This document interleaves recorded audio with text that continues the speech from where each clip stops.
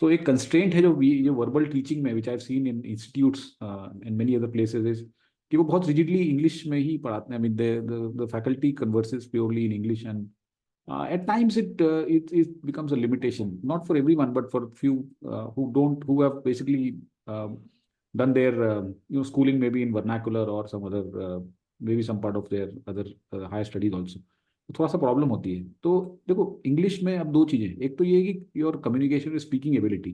Now fluency does not equate to good communication. Okay, fluency is okay, one part of it. You need not be fluent, but your comprehension, your understanding, and your ability to make good arguments should be very strong. People who are very, I've seen people who are very fluent, but when they hardly make any sense. So fluency कोई बहुत imperative नहीं है. I've been a part of corporate world for a long time, so I've seen people at even the CEO level or C positions or CXO level positions who are not that fluent, but they're whatever they say, they make such strong sense कि फिर वो किसी भी भाषा में बोले वो कोई फर्क नहीं पड़ता है. ठीक है. सो लिमिटेशन मत समझिएगा किसी का. अगर suppose you have a little bit of challenge in being very fluent, don't bother about that. ठीक है. आप अपना जो लैंग्वेज में आप, जैसे हम डिस्कस कर रहे हैं, तो जो क्वेश्चन अगर आपको समझ नहीं आ रहा है या आपको आंसर देना है, तो आप जो लैंग्वेज में कंफर्टेबल लगे आप बोल सकते हैं. कोई लिमिटेशन यहाँ पे नहीं है. ठीक है. How to improve upon your communication skills और स्पीकिंग, वो एक अलग चैप्टर है जिसको भी हम एड्रेस करते जाएंगे as we go along. Okay, so that's the first thing, that don't feel limited by कि हमारा communication इतना fluent नहीं है. Some people are hesitant. Okay, see, we want the class to be as interactive as possible. Rishi sir की भी class में जो लोग गए होंगे, I'm sure you would have seen how interactive he would like the class to be. Same thing I also want, because जितना interaction करेंगे, particularly verbal में, particularly RCs में, verbal में, जितना हम discuss करेंगे उतनी understanding सभी की enhance होगी, सभी को फायदा हो, right? So that's the basic thing. Now, having said that, let's look at the verbal ability. अब ये verbal ability हम, now this whole thing is basically verbal ability and reading comprehension. Today we'll talk about verbal ability and tomorrow we'll talk about reading comprehension. So अब verbal ability में कितने areas आते हैं? Okay, contrary to what people think, generally लोगों को लगता है वो ओके, वो वर्बल एबिलिटी देखा जाए तो वोकैबुलरी, ग्रामर और para based questions, but there are more parts to it. Okay, तो vocabulary of course, grammar yes, para-based questions. Now, if you look at exam, okay, from an exam perspective, अगर हम देखें तो CAT as an exam has only these questions, right? Direct questions. Okay, again, there is a distinction, direct questions or indirect questions. So directly CAT में vocabulary, grammar test नहीं की जाती. Critical reasoning, deductive reasoning और verbal reasoning भी directly test नहीं की जाती. But if you look at other exams, okay, now when we are focusing on CAT, so now I know some people who want to go only into Blackie. वो बोलते हैं हमें सिर्फ Blackie में जाना है. Fine, that's a great dream to have. इसमें लेकिन एक piece of the puzzle is missing, which is of course FMS. FMS is through CAT only, and of course XLRI. Because अगर आप इंडिया में आज टॉप 5 इंस्टीट्यूट्स का नाम लेंगे तो ABC, FMS और XLRI. Okay, these are top 5 by any stretch of imagination. Okay, so don't exclude XLRI ever from your one of the dream college lists. There are some who think कि only ABC will do. तो ऐसा नहीं है. ये पांचों को ठीक है, A has got a little edge over the others, but fine. सारे लोग तो A में नहीं जा सकते. ठीक है, but the XLRI is also worthy aim, very worthy aim. And more so क्योंकि कैट के इसकी एग्जाम के बीच में 5 वीक्स का गैप होता है, तो आप इसके लिए आराम से you get a good runway to prepare.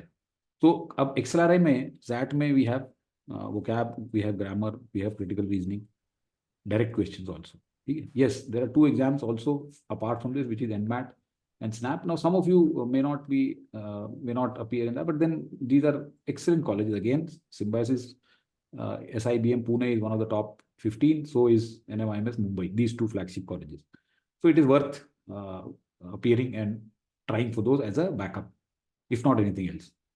तो vocab, grammar, critical reasoning ये और deductive reasoning और verbal reasoning, ये सारे एरियाज इन दोनों एग्जाम्स में तो डायरेक्टली भी आते हैं.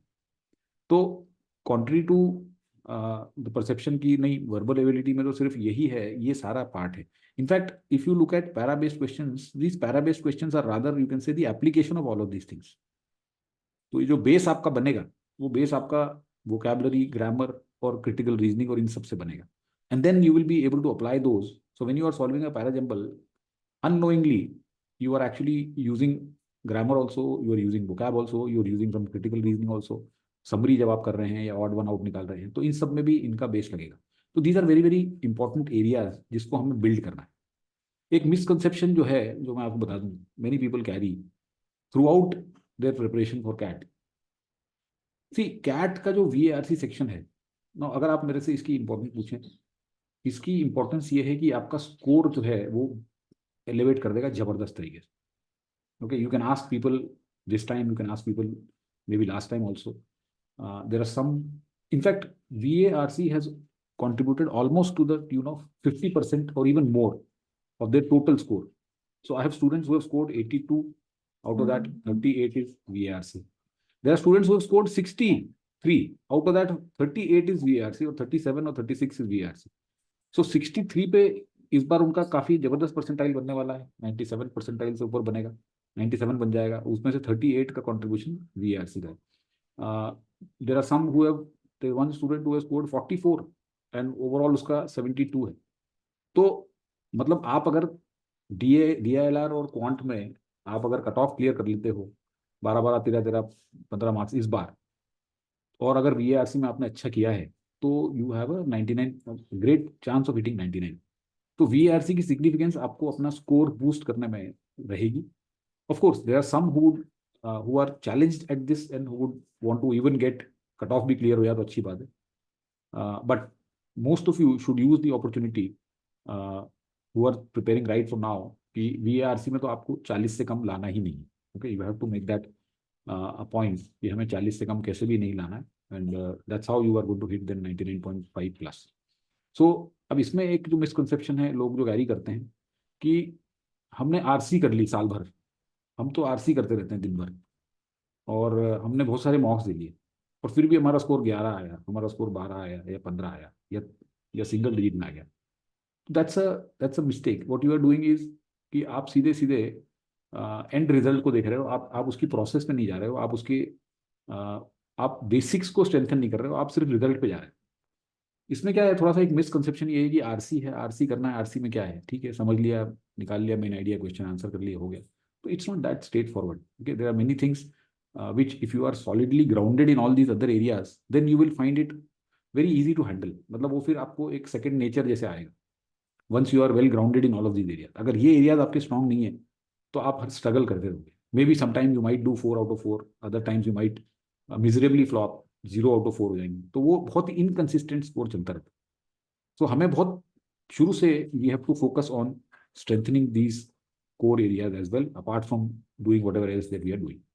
So इसकी importance यहाँ पे बहुत ज़्यादा है, right? Let's move forward. अब मैं आपको दिखाऊंगा कि जो relative weightages हैं इनके इन VARC के इन different exams, how they stack up. तो अगर आप RC देखेंगे तो CAT में of course it has a lion's share. Okay, so 24 total question होते हैं, उसमें से 16 are RC, which means 66%, 2/3. ZAT में भी 26 में से 14 क्वेश्चन RC के हैं, 14 या मे बी 12 और 12 13 14. NMAT में 36 में से 12. SNAP में there is no RC. It's a very quick, SNAP is a very quick exam. Critical reasoning के direct question as I had mentioned CAT में नहीं आते हैं, but ZAT में, NMAT में, even SNAP में भी आते हैं, but in LR there are some questions. Grammar is again tested in all these exams. Vocab is tested in all these exams. Parajumble is tested in all exams. However, there is a difference. CAT की parajumble में there is no options which is given. Okay, so 4 sentences without options. Whereas if you look at ZAT and NMAT, they have parajumbles with options. Summary के question और completion और odd one out के सिर्फ आपको CAT में मिलेंगे. So this is how the total VA looks like. Time, अगर हम देखें VARC के लिए, CAT में we have 40 minutes. ZAT there is no time limit for any section. Okay, ZAT is the beautiful exam where you have 175 minutes for the for answering the questions in 3 sections, जिसमें VARC है, then your decision making and your quant, right? So आपको उसमें sectional limit नहीं है, you can move freely within sections. So that way it is a very good exam. When NMAT is again a very quick snap also is a very quick exam, जहाँ पे कोई limit नहीं है, but 6 minute में हो जाता है. Yes, yes, there the question. बोलिए. somebody had a question. Oppo, any question you had? ठीक है, you had raised your hand, I thought you had a question. कोई बात नहीं. तो this is how the VA stacks up in different exams. Okay. Let's move and look at now the first area. So what we are going to do, see how we'll progress. अभी एक ये देख लेते हैं कि हमारे जो जो the way I conduct these classes is obviously initially to start with हमने अभी 2 सेशन रखे हैं वीकेंड पे. As we go along, we'll figure out whether to include maybe one more session on a weekday later in the at night or late evening, जैसा कि LRDI और quant का एक सेशन होगा. Maybe duration, जैसे हम 2 session कर रहे हैं अभी 2-2 घंटे के, maybe we'll do 3 sessions or 4 sessions of 1.5 hours. We'll see. तो वो थोड़ा हम जैसे जैसे हम आगे चलेंगे वैसे वैसे हम थोड़ा सा उसको वेरी करते रहेंगे. But obviously this all will happen with your concurrence, with your with everybody's convenience also. I mean, and keeping in mind everybody's convenience, whether it's he or she is a working professional or a student. तो जो time और सब कुछ convenient हो रहा है most of the लोगों को, वो वही हम उस हिसाब से रखेंगे. ठीक है. तो this is how we do. And then now let's say when we start, और अभी हम वीकली, मैं वीक में जैसे 2 क्लास कर रहे हैं, तो इट्स नॉट एज इफ कि आपको बीच में वीक के कुछ भी नहीं है. I will be giving lot of work to you. Gradually ramp up होगा, शुरू में भी इतना ना हो. That work could include quizzes on vocab, quizzes on grammar. It could include RC passages. RC passages में शुरू में हम reading के ऊपर ज़्यादा फोकस करेंगे. How to read, how to figure out the main idea, how to write a summary of it. So skill building थोड़ी सी ज़्यादा होगी शुरू में. So you will get a lot of assignments and a lot of quizzes during the week. I'll give you a lot of articles to read, relevant stuff to read, certain books and certain articles, जैसे AE और वगैरह के हैं उसके कुछ articles और भी publications हैं. सो आपको रैंडमली कुछ भी नहीं पढ़ना है, because there so much of reading material out there which sometimes makes one really puzzled कि यार पढ़ें तो क्या पढ़ें, कितनी चीज़ें, right. And some of that may not be very useful, and then you will, after spending a few hours, you realize कि यार इसका कोई फायदा नहीं हो रहा है. तो I'll be kind of curating the stuff and giving it to you. तो वो आपको रीडिंग भी करना है. ठीक है. तो आप में से कोई है जिन्हें रीडिंग से थोड़ा डर लगता है कि रीडिंग तो नहीं करनी है हमें, ऐसा कुछ तो नहीं. देखो, रीडिंग इज एक्सट्रीमली इंपॉर्टेंट. आपको लाइफ में अगर आगे बढ़ना है और ऊपर जाना है बहुत, तो रीडिंग इज अ मस्ट. तो आपको अगर रीडिंग से डर लगता है या रीडिंग में थोड़ा सा ये है, आपको यू नॉट कंफर्टेबल, तो then you have to shed those baggages, you have to shed those preconceived notions, क्योंकि reading is extremely important. Okay. और जितना हम कंफर्टेबल होंगे, जितना वाइड वैरायटी ऑफ मटेरियल से रीड करने का, उतना हमें आगे फायदा मिलने वाला है, राइट. तो रीडिंग हमें बहुत करनी है. Sir, what Yes. about those? Like, I've never, like, I'm not the one who will fear reading anything, but on my own, I haven't read any kind of novel, or I really don't read newspaper or anything. I've tried it many a times, but like it's when I start, I do it for 1 day, 2 day, but then I leave it. Correct. So Right. the case with Very good point. Very good point. This you have maybe voiced on behalf of many others. आपने मेरे ख्याल से काफी लोगों की ये challenge है, काफी लोगों की समस्या है. उन्होंने अलग अलग टाइम्स में they would have tried to read something, novel उठाया होगा, नॉन फिक्शन उठाया होगा, मे बी न्यूज़पेपर्स उठाए होंगे, maybe some other magazine और something they would have picked, but then left because it somehow doesn't make sense. तो अब इसमें देखो, मैं वही बता रहा हूँ आपको कि इसमें I will be, I mean kind of you can outsource that particular thing to me. I will be guiding you what to read. I'll be providing you. Okay, whatever I want you to read. मैं आपको ये नहीं बोलूँगा कि आप कुछ भी पढ़ लो. ठीक है. I'll be giving you as we go along. Even articles, जैसे मैं last year शुरू में किया भी था कि I was sharing a list of mint में से articles every day to read, 4 5 3 4 articles. लेकिन हाँ ठीक है, मतलब I'm not going to kind of overwhelm you कि ये भी करना है, वो भी करना है, इतना भी करना है, ऐसा नहीं है. ठीक है. There has to be reasonable way to ramp up things. कि पहले ठीक है 15 मिनट आधा घंटा पढ़ लिया आपने दिन में, that is good, but the point is that you have to read regularly. ये एक आदत हमें डालनी पड़ेगी. बट क्या पढ़ना है वो मैं आपको बताऊं. ठीक है, कौन से आर्टिकल पढ़ने हैं वो मैं आपको शेयर करूंगा, कौन सी बुक पढ़नी है, अगर मैंने जैसे मैंने सेपियंस रेकमेंड की थी, तो सेपियंस आपको पढ़नी है तो वो मैं आपको रेकमेंड करूंगा। बहुत ज्यादा नहीं करूंगा कि आपको हर एक वीक में एक बुक दे दूं या हर महीने में एक बुक दूं, ऐसा नहीं है। There are certain important books which I think that one should read. देखो क्या होता है, क्या है मैं बताता हूँ आपको, कि जो आरसीज होते हैं, कैट में हो या किसी भी एग्जाम में, तो these RCs basically revolve around, अगर हम देखेंगे तो काफ़ी कुछ थीम्स बहुत कॉमन होते हैं। जैसे अगर हम बात करें कि let's say the history of the world, let's say history of the world in the sense history of human species. तो ह्यूमन स्पीशीज कब से, लेट्स से होमोसेपियंस है, हम होमोसेपियंस कहलाते हैं, wise human being.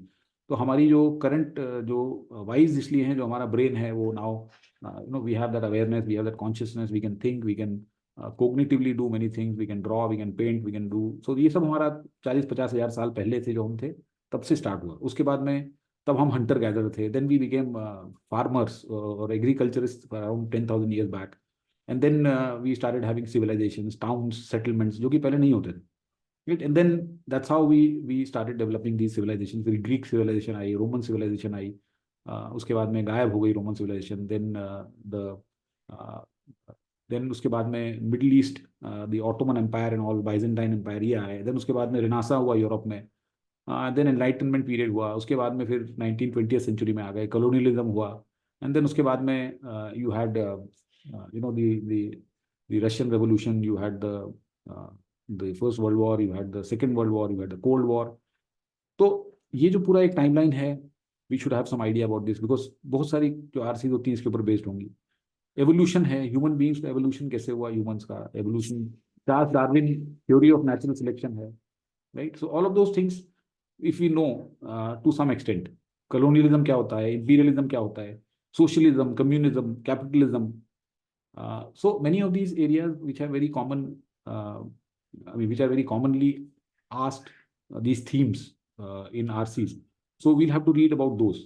I will conduct some sessions which will be specifically talking about themes, जो हम theme based RCs करते हैं. So those will definitely then cover a lot of this.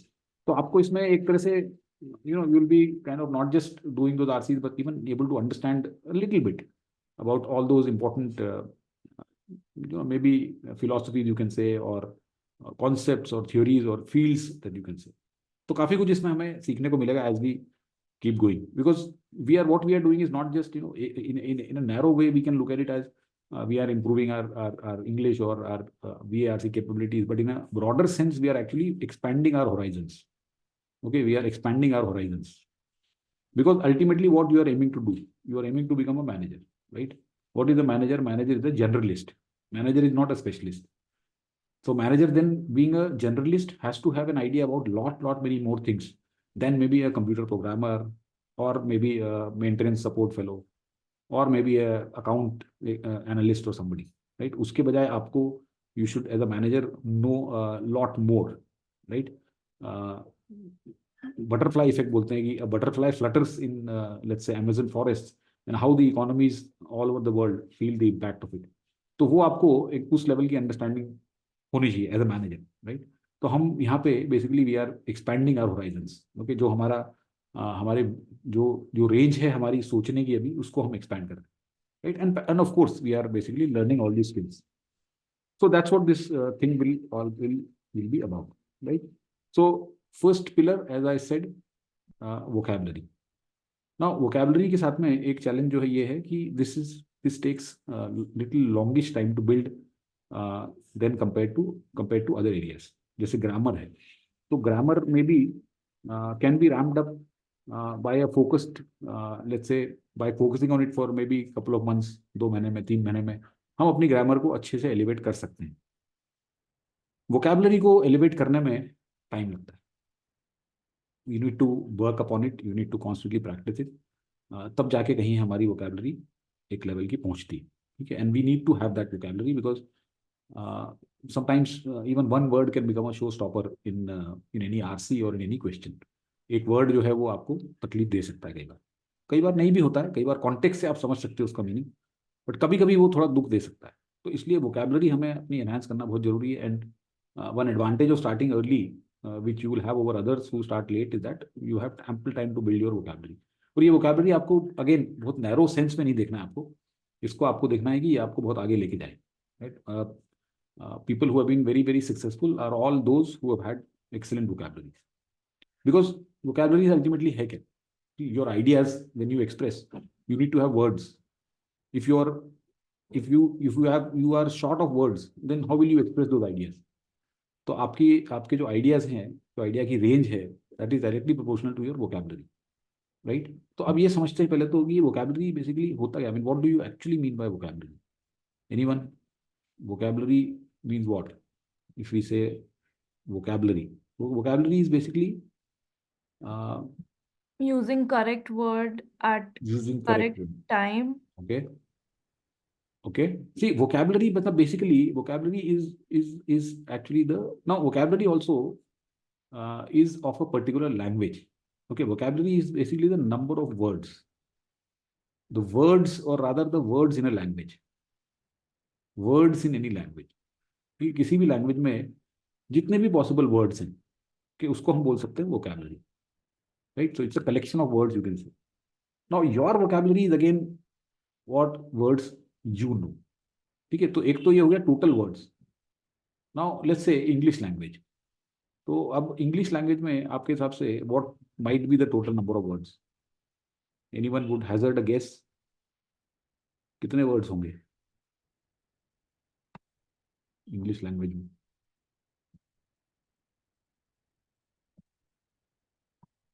Any guesses, any guesstimates? Unlimited है क्या? ऐसा कोई सोचता है कि यार there are unlimited words, infinite? Is that a correct answer, infinite और unlimited? No. Why do we know? How do we know that they are not infinite? Tell me. Answer it like this. How do we know that they are not unlimited words? ये कैसे पता आपको? बताइए क्या हुआ? How do we know that they are not unlimited words, but they are limited or finite number of words in this language? Simple है, dictionary.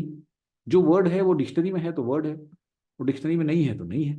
As simple as that, isn't it? अगर वो है डिक्शनरी में तो वो word है. अगर मैं बोल दूं कि कुछ भी वर्ड बना के बोल दूं, and then I say that this is a word in English language, you can easily prove me wrong. ये तो सर डिक्शनरी देख लो, इसमें तो है ही नहीं है, इजंट इट? तो जितने भी हैं वो वर्ड डिक्शनरी में है. Now we so consider Oxford as the legitimate source. Generally there are many dictionaries available. Cambridge है, बहुत सारी डिक्शनरीज हैं, मैरियम वेबस्टर है, बहुत सारी रिनाउंड है, but then we kind of refer to as Oxford. तो इंग्लिश लैंग्वेज में if you hazard a guess, there are around 200,000 words. मोटा मोटा 2 लाख वर्ड्स हैं. Okay. Sir, do even dictionary get updated? Yes, very good question. There are always some new words added at the end of the year.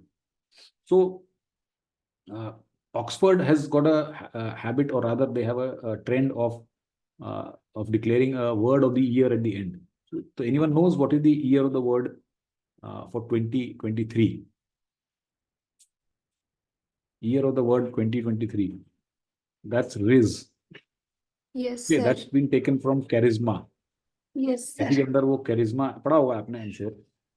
तो ये है, तो that is called Riz. Just give me 1 second.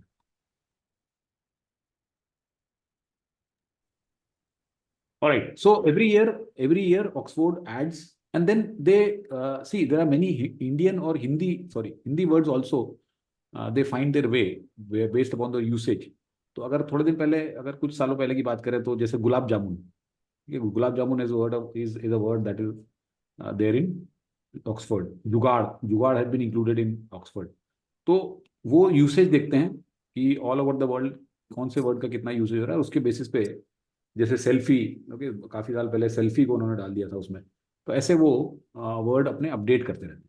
Obviously not too many words get added, maybe 10, 20, 30, 40, 50 words add करते हैं, but मोटा मोटा 200,000 words are what you might find. Okay, now ठीक है, ये तो हो गए total number of words. Now what could be the size of our vocabulary?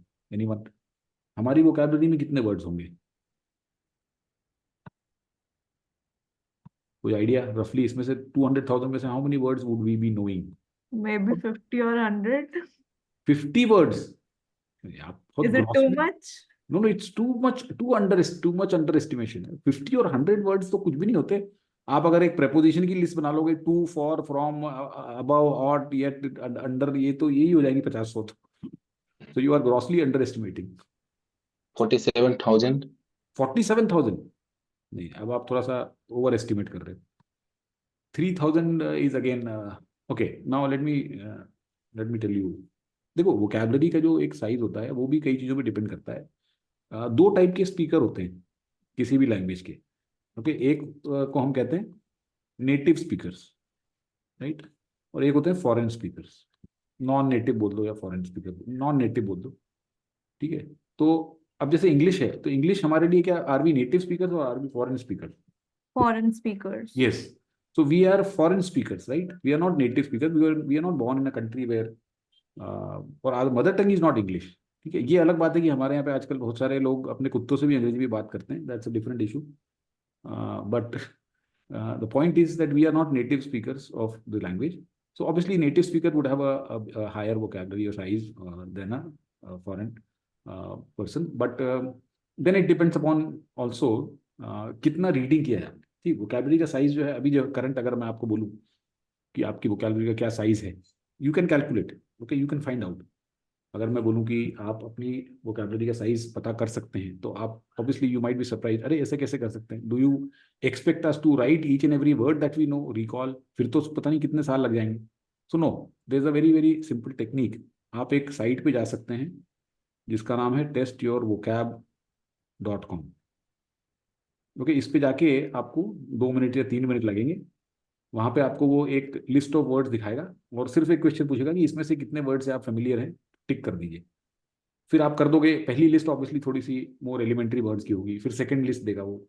ऐसे 2-3 लिस्ट के बाद आप थक जाएंगे, and obviously you will not be able to mark then more number of words, and then it will flash your vocabulary size.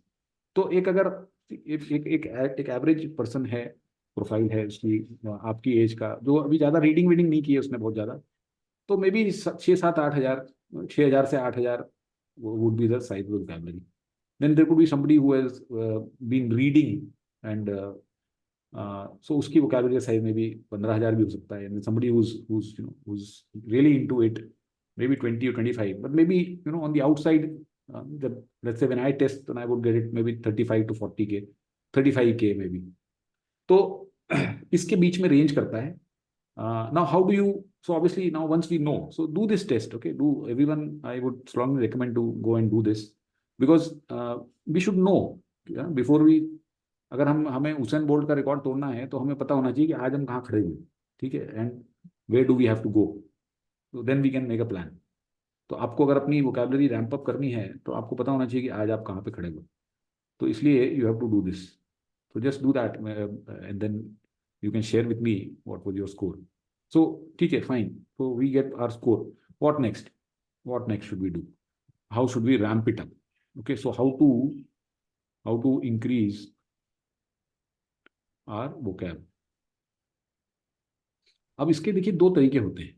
Okay, एक तरीके को हम बोलते हैं ऑर्गेनिक और एक को बोलते हैं inorganic. What is organic? Maybe going with the traditional books or dictionary, some kind of Correct. organic. Correct. So see, organic means in natural course with no additional, जैसे ऑर्गेनिक हम फार्मिंग भी देखते हैं, ऑर्गेनिक तरीका होता है। Companies grow organically. You should know this, that when we say that the company has grown organically, which means it has not grown by mergers or acquisitions. There are many companies, okay, which grow by mergers and acquisitions. तो आज उसकी cell अगर 500 करोड़ है, कल को उसकी cell 600 crore हो गई, पता पड़ा उसने एक 100 करोड़ की कंपनी एक्वायर कर ली। तो the growth is not organic, inorganic growth है। वैसे ही organic growth in vocabulary means कि रीडिंग से या हियरिंग से। देखो हमारे जो सेंसेस हैं, तो जब बच्चा बचपन से जब पैदा होता है तो ऑब्वियसली उसको वोकैबुलरी क्या, उसको कुछ भी नहीं आता, बोलना भी नहीं आता। Then the child starts picking up the words being uttered by people in the family. जो भी लैंग्वेज में बोल रहे हैं वो फटाफट पिकअप कर लेता है सुन के। तब तक तो पढ़ना भी नहीं आता उसको, right? So you can pick up words by listening और you can pick up by reading. These are the two methods, and obviously you can cement them by speaking. तो आप इन दोनों तरीकों से जो भी वर्ड्स आप सीखोगे वो आपके ऑर्गेनिक ग्रोथ होगी. Now this organic growth is a gradual growth, right? Because कितनी ही बुक्स पढ़ लोगे आप और कितनी ही चीजें सुन लोगे. Yes, they have their role to play. They have brought you where you are today, but this is not going to take you where you want to go tomorrow. ठीक है, आपको एक अगर इस लेवल की आपकी ग्रोथ अगर चल रही है तो आपको तो अब उसको यहाँ पे लेके जाना है, राइट? तो how do we take it? So we'll have to resort to these inorganic measures. Now what are these inorganic measures, right? ये इनऑर्गेनिक मेजर्स जो है इसमें हम क्या कर सकते हैं? इसमें हम बेसिकली अलग अलग मेथडोलॉजी यूज कर सकते हैं, अलग अलग रिसोर्सेज यूज कर सकते हैं. We can use different resources.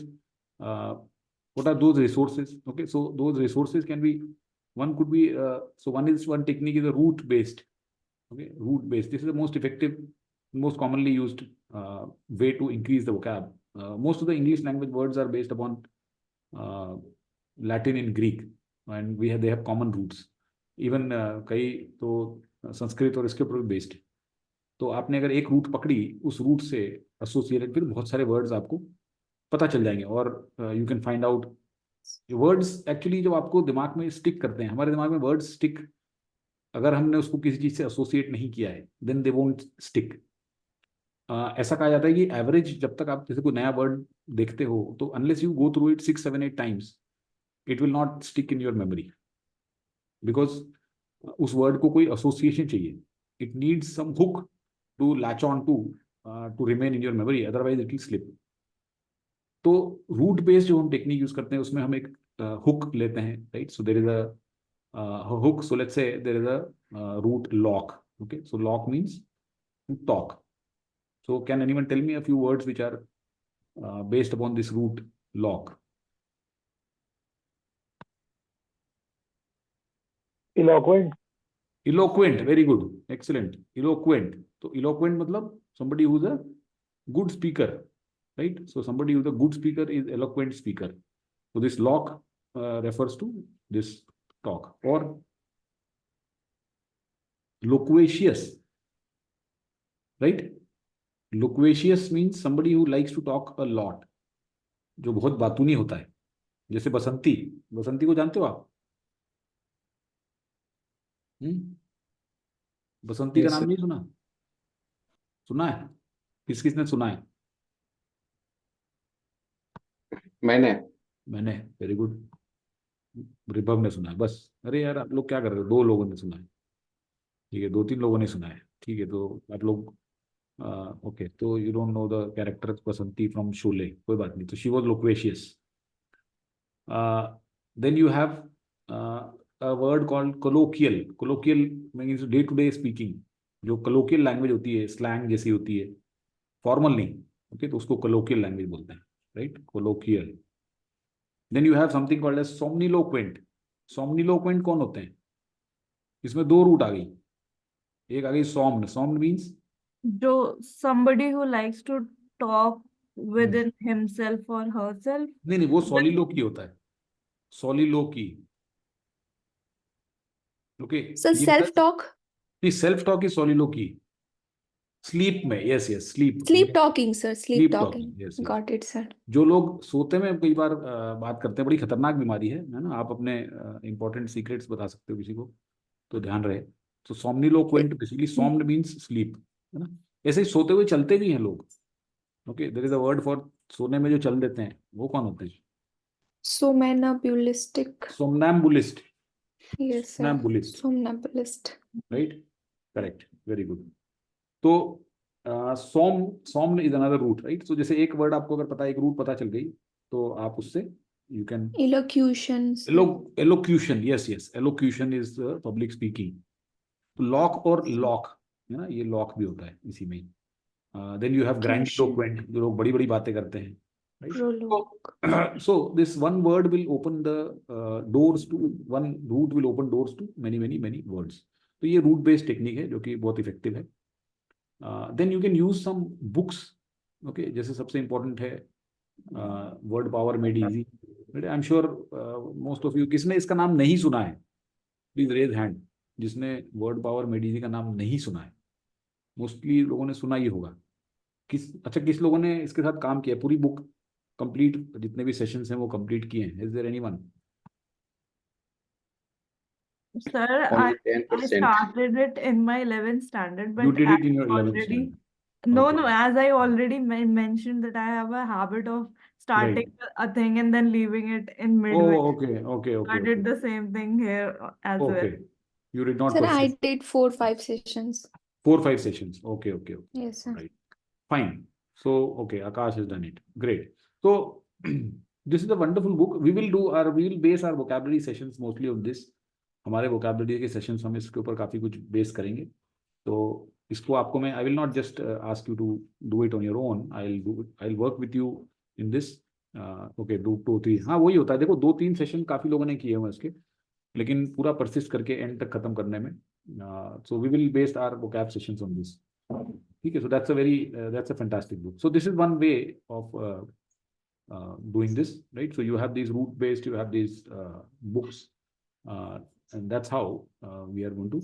एक और होता है, लेकिन वो I don't favor that. Cue cards बोलते हैं उसको, या फ्लैश कार्ड्स से कुछ लोग सीखने की कोशिश करते हैं, तो that is not really a good way. एक और तरीका है सिनोनिम क्लस्टर्स. ओके, और वर्ड ग्रुप्स. तो वर्ड ग्रुप्स में हम क्या करेंगे कि we will take a word, कोई भी वर्ड लेंगे और उसके मिलते जुलते वर्ड्स लिखेंगे, and then we will write the opposite of that, and फिर उसके ऑपोजिट के मिलते जुलते वर्ड. तो इससे वो एक वर्ड जो है वो आपके दिमाग में काफी घुस जाएगा, राइट? तो इस तरीके से we will do this synonym clusters. So these are some methods by which we can inorganically build our vocabulary. तो vocabulary के ऊपर हमें काम करना है, और extremely important. मतलब we cannot ignore this part, right from start. So having said that, let's look at what kind of questions are asked in vocabulary in the exams. किस तरीके के questions आपको मिलेंगे देखने को. तो सबसे कॉमन एक क्वेश्चन होता है सिनोनिम एंटोनिम्स. तो स्नैप में और कभी कभी मैट में, इस टाइप की एग्जाम्स में कभी कभी आता है. सिनोनिम्स एंटोनिम्स स्नैप में आते हैं. Then you have similar sounding और कंफ्यूजिंग वर्ड्स. कई वर्ड्स जो हैं वो एक जैसे साउंड करते हैं, राइट? जैसे डिस्क्रीट, रेन, राइट, फेयर.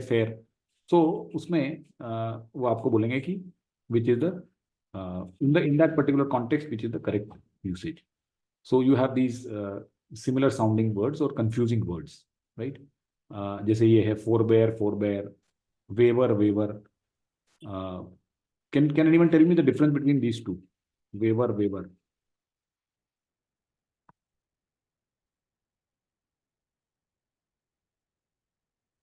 सुना होगा, सिंपल वर्ड्स है. नहीं? One is relating to the wave of water and one is like waving your hand. Is it something like that? No. Sir, first one is discount. First one is Discount. discount. Giving discount. Okay, discount. Okay, fine. And second? Sir, second I don't know. Okay. देखो, ये waiver जो होता है ये exemption की बात करते हैं हम, जैसे ओके. और discount, fee waiver, loan waiver तो सुना होगा आपने. सरकार जो है वो माफ कर देती है, माफ कर देना, राइट? लोन माफ कर दिया, पढ़ा होगा आपने कि farmers are in distress, so the government has waived off the Yes, loans. sir. जैसे यूएस में चल रहा है स्टूडेंट लोन्स वेव ऑफ करने का, कि जितने भी स्टूडेंट लोन्स हैं वो वेव ऑफ करेंगे. So this WAIVE is that one, and this waiver basically means to vacillate, मतलब कि in two minds, कभी हाँ कभी ना. So if you are Afraid wavering, भी कर सकते हैं सर क्या बोल सकते वेवर हैं? को. Afraid. Afraid नहीं बोलते. Afraid नहीं. See, waiver मतलब कि आप डिसाइड नहीं कर पा रहे, ठीक है, यहाँ जाऊं नहीं जाऊं. So you are not able to decide, undecided. ठीक है, you are oscillating between two different positions, ठीक है, कभी हाँ कभी ना, तो उसको वेवर कहते हैं. इफ यू आर फर्म और resolute then you are not wavering, but if you are wavering means yes you are in dilemma, you are not sure, ठीक है, तो आपका वेवर हो जाता है. इल्यूड और allude, What could be elude or allude? Elude कर रहा है कोई. The word सर एल्यूड तो शायद एस्केप होता है ना, ELUDE. ELUDE escape होता है. Yes, very good. Correct. This is escape. Excellent. And this allude, this means reference. ये सर साइन देना, कुछ रेफरेंस करना उसको इसकी तरफ दिखाना. इंडिकेट करना. Reference, Indicate. reference. He alluded to Newton's law while explaining the concept. मतलब उसने उसको रेफरेंस किया किसी चीज का. ठीक है. या हिंट करना या रेफर करना किसी चीज को. That is allude. ठीक है. इंडिकेट भी हो सकता है ना सर. इंडिकेट भी हो सकता है. यस, इंडिकेट भी हो सकता है. करेक्ट. सो नहीं, उसके लिए तो मैं पहले ही जा रहा हूँ, इसलिए तो इनको मैंने 19 का बताया, मैं 18 को निकल रहा हूँ. भाई थोड़ा alright. So this is about this kind of words which are there. Then spelling, कई बार स्पेलिंग भी टेस्ट हो जाती है स्नैप ना जैसे एग्जाम में. Okay. And idioms. Idiom is basically your muhavra, right? Idiom figure of speech. It's raining cats and dogs. और कोई idiom पता है आपको? Upsetting the apple cart. और कोई? Anyone can? You are the apple of my You eye. are the apple of my eye. Correct. Hold your horses. Hold your horses. Perfect. Perfect. Hang your boots. Blow your in the towel. trumpet. Blow your trumpet. Turning tables.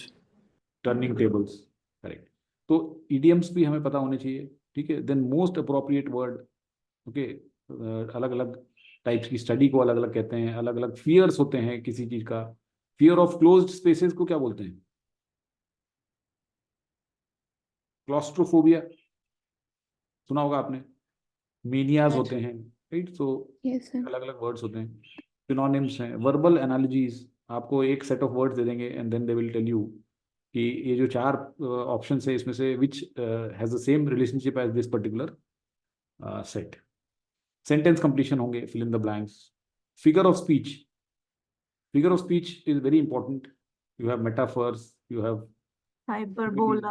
hyperbole, oxymoron, litotes, Simile, metaphors, right? metaphor. Personification, Uh, right? Personification, idioms, ये भी figure of speech है.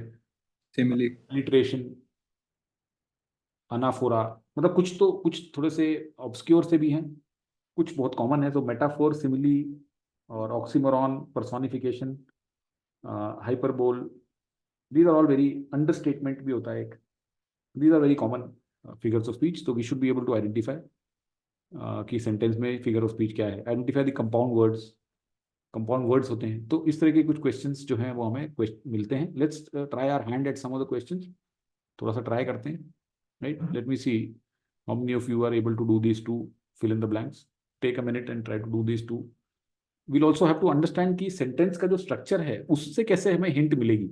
कई बार क्या होता है कि word नहीं हमें नहीं भी आता हो, but from the clue given in the way the sentence is constructed we can try to figure out. So just try these two.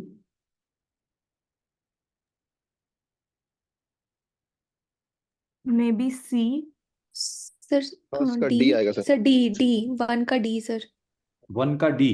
Okay. The Yes, sir. unruly and dashed behavior exhibited by her children was quite shocking. तो अब इसमें देखो how do we go about doing this. इसमें यहाँ unruly लिखा हुआ है. Unruly is negative और positive word. नेगेटिव. Negative. इसके साथ में and है, तो यहाँ पे भी जो word आना चाहिए वो नेगेटिव आना चाहिए. आना चाहिए. Negative. यहाँ पे अगर बट होता या ऐसा येट होता या हाउएवर होता, दीज आर कॉन्ट्रास्ट इंडिकेटर्स. तो आपको उससे समझ में आएगा कि this word should be the opposite of what is this. उसका जो कॉनोटेशन है, वर्ड जो होते हैं वो या नेगेटिव होते हैं या पॉजिटिव होते हैं, कुछ न्यूट्रल भी होते हैं. तो अब हमें यहाँ पे नेगेटिव वर्ड ढूंढना है. तो फेथफुल तो पॉजिटिव वर्ड है, एथिकल भी पॉजिटिव वर्ड है, perseverant is also positive word. Perseverant means determined. Okay. Determined. तो डिप्रेसिंग बिहेवियर, अनरूली मतलब बड़ा ही केओटिक टाइप का बिहेवियर है जो कि मतलब सुन ही नहीं रहे हैं, वो हल्ला हल्ला कर रहे हैं. तो डिप्रेसिंग का कोई लिंक नहीं है इससे. Disobedient is the right answer. So इस तरीके से आपको वर्ड का समझना है कि किस तरीके का वर्ड आएगा सेंटेंस की construction and then you have to mark. All right, what about this one? Looking at the bright's refulgent Sir, smile. radiant. Hmm? Sir Radiant. D glowing Sir, D, A or D? देखो, अब इसमें आपको फिर से sentence में से clues निकालना है। सेंटेंस में क्या क्लू दिया हुआ है कि इसकी जो स्माइल, जो इसकी जो ये है, जो ग्रूम की जो है, वो क्या है? It was quite perplexing Flexing. मतलब परप्लेक्सिंग कंफ्यूजिंग। तो इसकी जो ब्राइड है, इसकी तो रिफल्जेंट मीन्स बड़ी शाइनिंग स्माइल है, बड़ी जबरदस्त मुस्कान दे रही है। तो अगर ये इतना स्माइल कर रही है तो ये क्या कर रहे हैं फिर? ये ग्रूम का क्या है? ग्रूम अगर स्माइल कर रहा है तो सरप्राइजिंग है, कि ग्रूम अगर दुखी बैठा है तो सरप्राइजिंग है? बताइए, व्हाट कुड बी दुखी सरप्राइजिंग? बैठा है, दुखी। दुखी बैठा है ना। If she is smiling and this fellow is, ये दुखी बैठा हुआ है, इसके आजादी के दिन छिपने वाले हैं, तो हो सकता है कि ये बेचारा दुखी हो, इसको अपने दोस्त यार याद आ रहे हो। तो रेडियंट तो पॉजिटिव वर्ड है, यहाँ पे दुखी वाला वर्ड आना चाहिए, राइट। डिस्टेंट तो कोई मतलब नहीं। डल, डल हो सकता है यहाँ पे, right, dull expression. Glowing is also positive word, right. Noisy तो एक्सप्रेशन, नॉइजी एक्सप्रेशन कैसे हो सकता है? नॉइजी तो एक्सप्रेशन कभी कुछ होते ही नहीं है, राइट। तो करेक्ट आंसर डल, राइट। तो इस तरीके से हमें सेंटेंस में से क्लूज पिकअप करके we have to do this. Now let's try this too. तो दोनों के आंसर मार्क करके then you can either type it और just raise your hand once you done. Don't disclose, let others do it.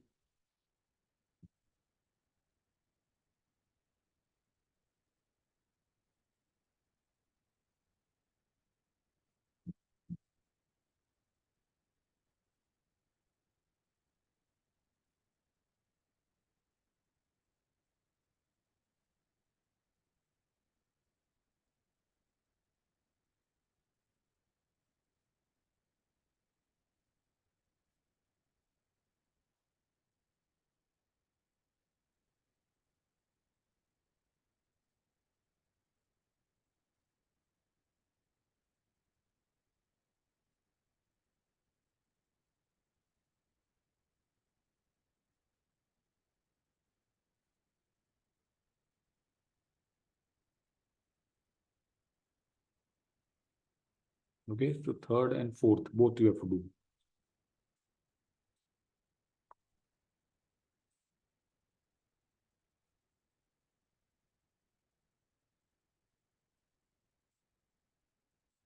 चलो, third में क्या आएगा?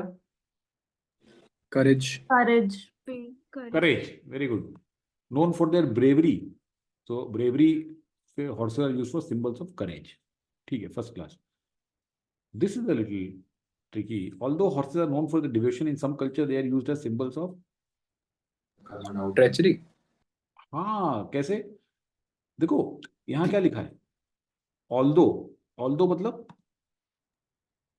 Although is a contrasting जबकि वर्ड। Yes, sir. तो हॉर्सेस को तो जनरली जाना जाता है डिवोशन के लिए, लेकिन लेकिन कुछ कल्चर्स में, तो अब जो यहाँ पे वर्ड होगा, that word will be opposite of devotion, right. It Yes, cannot be the same as devotion. तो लॉयल्टी नहीं हो सकता है, बिकॉज अगर यहाँ पे होता कि known for the devotion, horses are used as symbols of loyalty, फिर ठीक है बिल्कुल। लेकिन यहाँ हम कह रहे हैं कि although they are known for devotion, but कुछ कल्चर्स में they are used as symbols of treachery. Treachery means विश्वासघात। Okay, if you are stabbing somebody in the back, if you are deceiving somebody, that is treachery. Okay, so यहाँ पे E answer है. I hope that's clear. Okay, let's look at some of the idioms now. Try this out.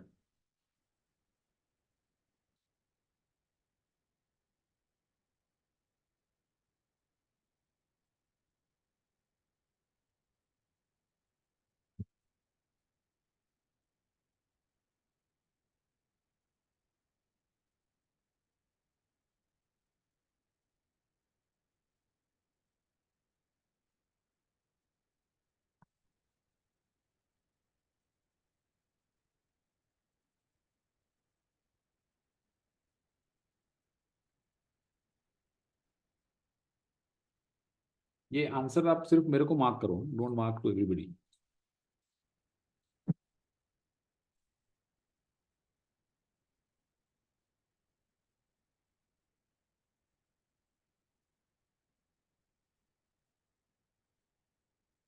Okay हो गया idioms.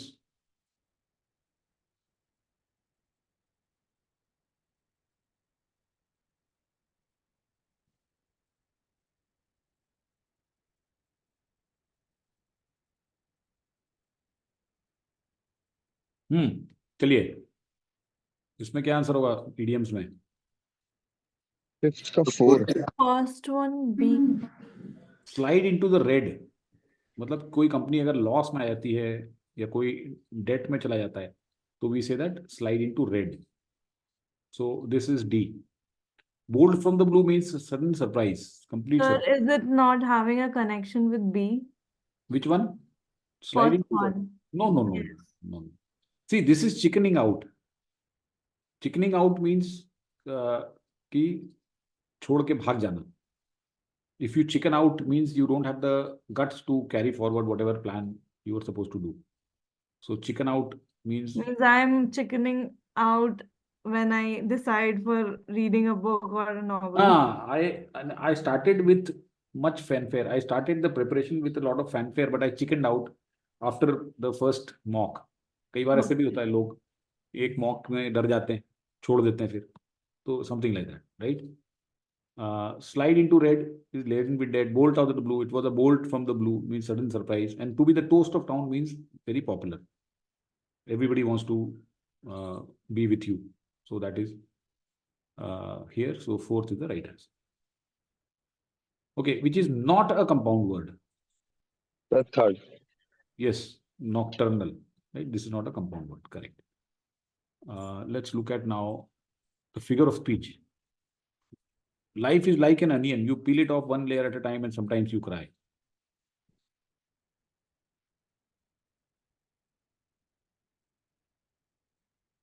This is what? Metaphor. नहीं. अगर like हो या as हो तो क्या होता है? Simile. Simile. So none of these हो actually. बेवकूफ बनाने की Okay. कोशिश कीजिए. Okay. Okay, metaphor is basically when you say life is an onion. जैसे कहते हैं all the life is a stage or world is a stage. So that is basically a metaphor where you don't use like and as.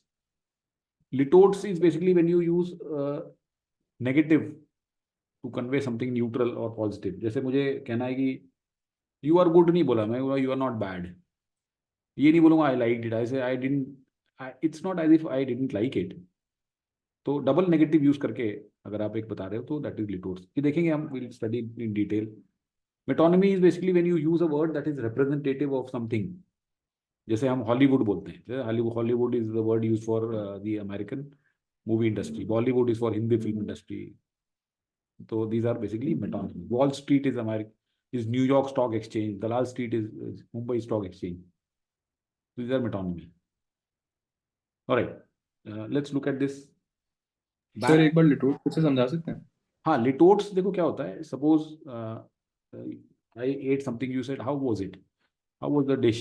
So I say it was not bad. मैं ये नहीं बोल रहा हूँ it was good. I'm saying it was not bad. दोनों का मतलब भी सेम नहीं होता है. अगर मैं बोल रहा हूँ it was good, then I am giving a positive indication. It was not bad मतलब न्यूट्रल. सपोज करो पेपर आया, आपने बोला पेपर कैसा था. It was not difficult. It was not difficult. Doesn't mean it was easy. So it was easy is different. It was easy. This is different. So it was not. So double negative आप अगर use करते हो, not bad, not difficult, right? So that is litotes. किसी ने कहा did that movie move you? I'm not unmoved, but ऐसा भी नहीं कि I'm moved. इस तरह से double negative. Okay, backed by dash directions, phenomenal performances and a strong story inspired by real life, the film was an instant hit.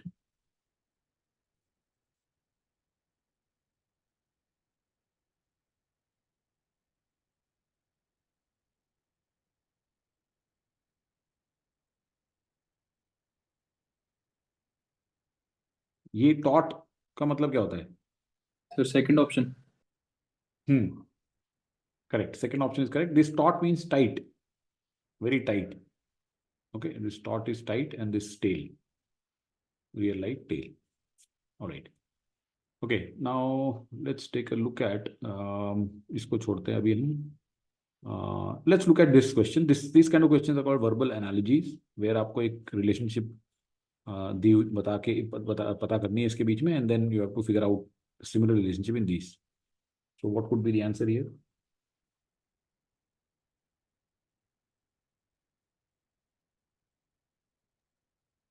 Sir second one. हाँ, x से हम क्या करते हैं? Grind.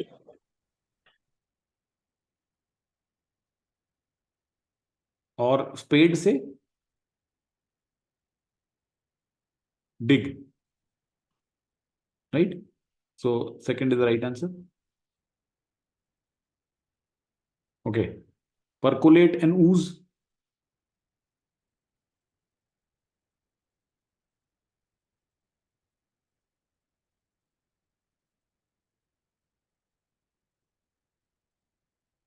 Assemble, gather. Assemble, gather. Correct. Assemble, gather. Correct. Shard pottery.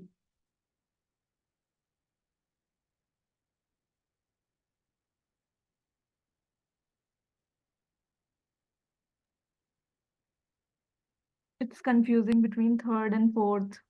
Why? No. In fact, both are wrong. Shard is a piece of broken pottery. Okay. वैसे ही splinter is a broken glass. Okay. All right. So this was just an overview of vocab. Let's take a little bit of an overview of grammar.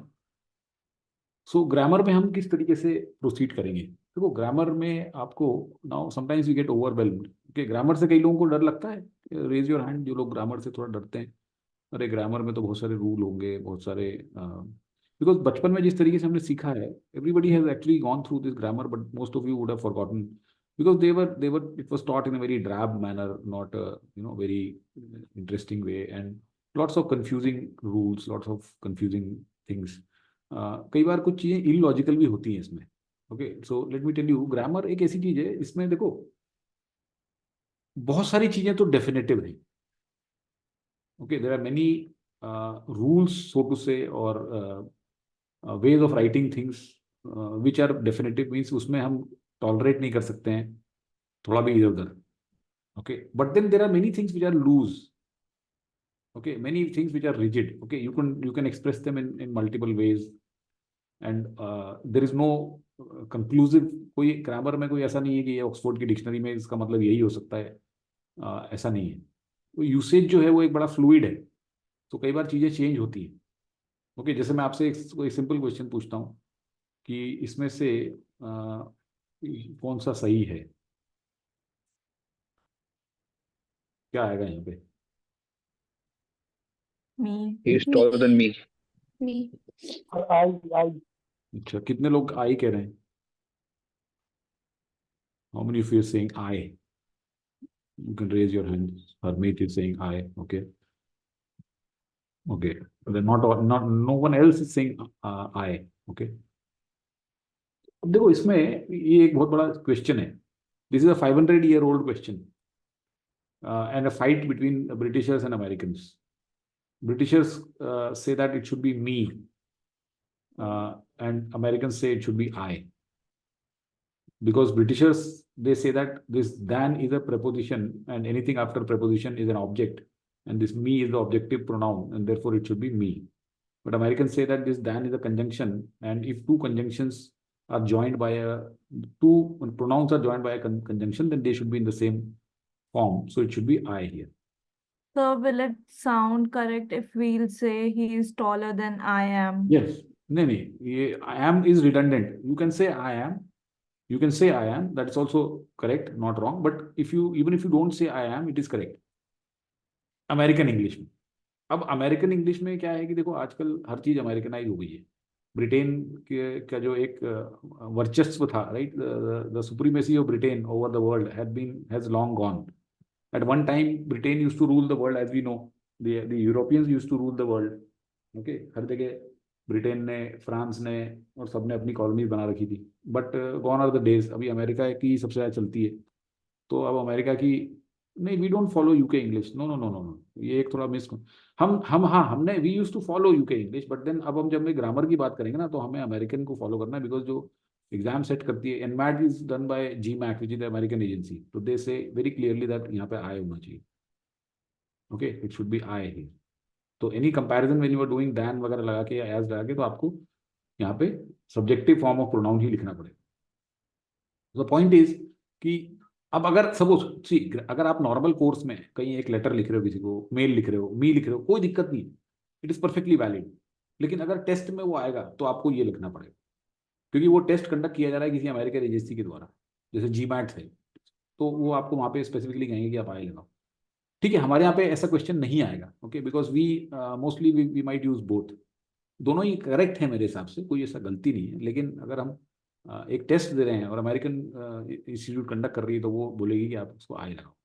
तो what I am saying is, ये example के through what I am conveying to you is many things are fluid, तो उसमें ऊपर नीचे थोड़ा हो सकता है, और कोई आपको कान पकड़ के नहीं कहेगा कि नहीं नहीं ऐसा है, लेकिन बहुत सारी चीज़ें रिजिड है, ओके, तो वो हमें जो जो चीज़ें रिजिड हैं वो हमें पता होनी चाहिए, विच कैन नॉट बी, जैसे टेंसेस का यूसेज है, ठीक है, तो वो टॉलरेट हमें, वो उसमें इनकन्सिस्टेंसी नहीं होनी चाहिए, राइट। तो that is what we learn, that wherever there are definitive guidelines और rules, those we have to know कि किस तरीके से कौन सा टेंस कब लगेगा, कौन सा लेट्स से कंडीशनल सेंटेंस है तो उसमें क्या स्ट्रक्चर उसका रहेगा, प्रोनाउंस किस तरीके से यूज होंगे, सब्जेक्ट वर्ब एग्रीमेंट किस तरीके का हुआ, right, all this things we should know. तो उसके लिए हमें देखना पड़ेगा parts of speech, right, there are 8 parts of speech में, ये है 8 पार्ट्स ऑफ स्पीच, जिसमें interjection is not use really in any kind of grammar that way. तो ये 7 जो हैं, see if you look at even the vocabulary, now जो words हमें चैलेंज पोज करते हैं या नए नए वर्ड जो हम सीखते हैं, they could lie in which category, because if you look at pronoun, pronoun is a fixed category, right, pronouns जितने बने हुए हैं उतने ही है, हर दिन नए प्रोनाउन नहीं तैयार होते। सिमिलरली प्रेपोजिशंस, ये भी फिक्स्ड है, तो ऐसा नहीं कि नए दिन कोई नया प्रपोजिशन बन जाता है। सिमिलरली कंजंक्शंस, ये भी फिक्स्ड है। तो जो भी नए वर्ब्स वर्ड्स आते हैं मार्केट में, तो नाउन्स नाउन भी बेसिकली कम ही होते हैं, तो you have either verbs that come और एडजेक्टिव्स और एडवर्ब्स दैट कम, तो इस तरीके से नए वर्ड्स आते हैं। सो पार्ट्स ऑफ स्पीच हो गया, स्ट्रक्चर ऑफ सेंटेंस, सेंटेंस का स्ट्रक्चर कैसे होता है, right, you have a subject, you have a predicate, then there is something called an object also in a sentence, तो वो क्या होता है, right, all this we'll learn. what is the difference between phrase and a clause, okay, phrase और clause में क्या difference है, ये देखेंगे हम। then different error types we learn, okay, वो this is the most common error type, subject verb agreement। तो subject verb agreement का simple example अगर आप चाहें तो, neither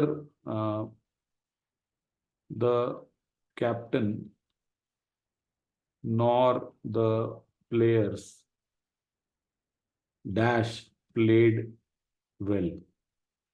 अब यहाँ पे हैज आएगा कि हैव आएगा,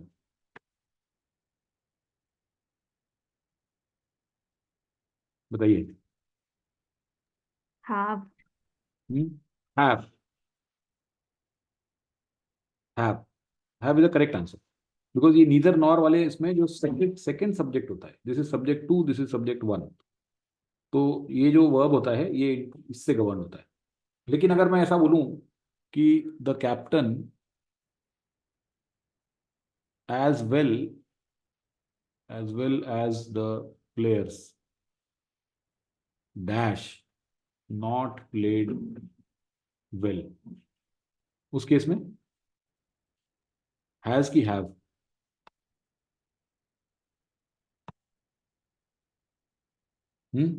सर है अब हैव नहीं आएगा, अब हैज आएगा, ओके। सी ऑब्वियसली ये क्वेश्चन बनाया ही मैंने इसलिए क्योंकि ये डिफरेंट है, अगर सेम होता तो फिर मैं बनाता ही नहीं क्वेश्चन, राइट। तो अब आप बोलोगे कि देखो यहाँ पे भी 2 सब्जेक्ट हैं, ये एक सब्जेक्ट 1 है, ये सब्जेक्ट 2 है, तो आपने कहा कि यहाँ पे तो जो है the players is a plural, तो ये हैव आ गया, और अब आप यहाँ कह रहे हो कि यहाँ पे ये प्लूरल है लेकिन यहाँ पे हैज लगा रहे हो, तो वो इसका रीजन ये है कि इसका जो है वो ये वाला ड्राइव करता है, because this is almost like being in comma. तो ये हम देखेंगे कि जो कि कौन से केसेस में सेकंड सब्जेक्ट से ड्रिवन होता है, कौन से केसेस में फर्स्ट सब्जेक्ट से ड्रिवन होता है, अगर 2 सब्जेक्ट होते हैं सेंटेंस में, तो राइट। तो ऐसे बहुत सारे इसमें सिचुएशंस हैं, so we will look at all of those.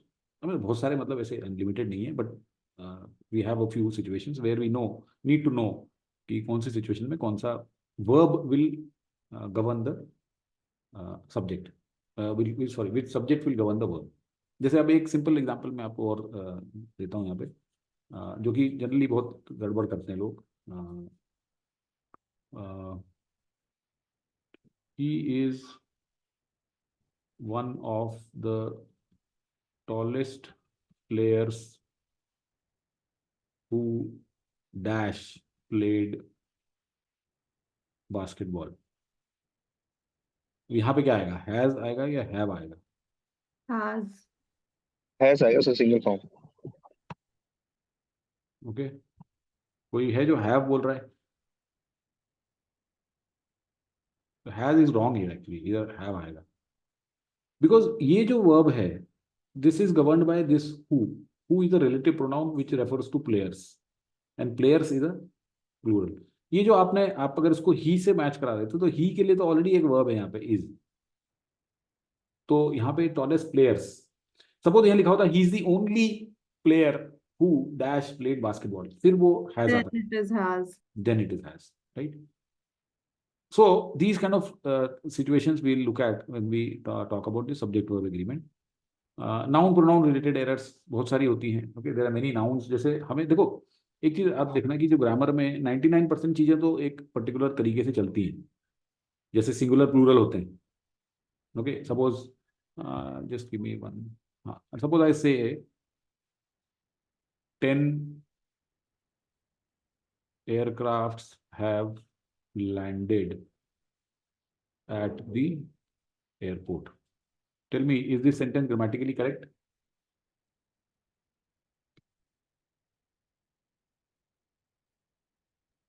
And if not, then why not?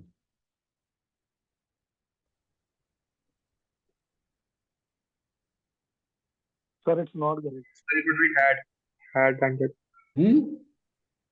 Had I landed. think, No, no, no. sir, I think aircraft is No. not Hmm? aircraft is a pro. Very good, excellent. ये यहाँ पे ये सब grammar verb verb सब सही है, यहाँ पे ये गलत है। एयरक्राफ्ट जो होता है ना उसका प्लूरल एयरक्राफ्ट ही होता है। Okay, now this would be news to many people, है ना? कई लोगों को जैसे नहीं पता होता, मोस्टली लोगों को नहीं पता होता है। जैसे हमने बचपन में पढ़े ऐसे नाउन्स जिनका प्लूरल और सिंगुलर फॉर्म सेम होता है। Can someone give an example? ऐसे पढ़े हमने, शीप पढ़ा है ना, डियर, ये कॉमन है। 10 deer were crossing the road, 10 sheep were crossing the road. तो ये प्लूरल फॉर्म और सिंगुलर फॉर्म सेम है। ऐसे कई सारे नाउन्स हैं, उसमें एयरक्राफ्ट भी है। So we will learn about these situations जहां पे कि एक्सेप्शंस हैं। 99% एक्सेप्शन नहीं होते हैं, सिंगुलर प्लूरल बनाने हमें आते हैं, right? Boy boys, girl girls, desk desk, chair chairs, we know that, pen pens, but there are exceptions and we should know those exceptions. Okay, तो उसी तरह से और भी एक्सेप्शंस हैं नाउन प्रोनाउन रिलेटेड में। We should know verbs and tenses. Past perfect mostly लोग गलत यूज करते हैं, पास्ट कंटिन्यूअस गलत यूज करते हैं। प्रेजेंट परफेक्ट और सिंपल पास्ट के बीच में डिफरेंस क्या है, कब यूज होता है, कौन सा, वो सब हमें पता होना चाहिए। Adjectives and comparatives, right? Now when we talk about adjectives, the degree of adjectives होती है उसमें, comparative, superlative and all that। then you have modifiers, then you have parallelism की error होती है।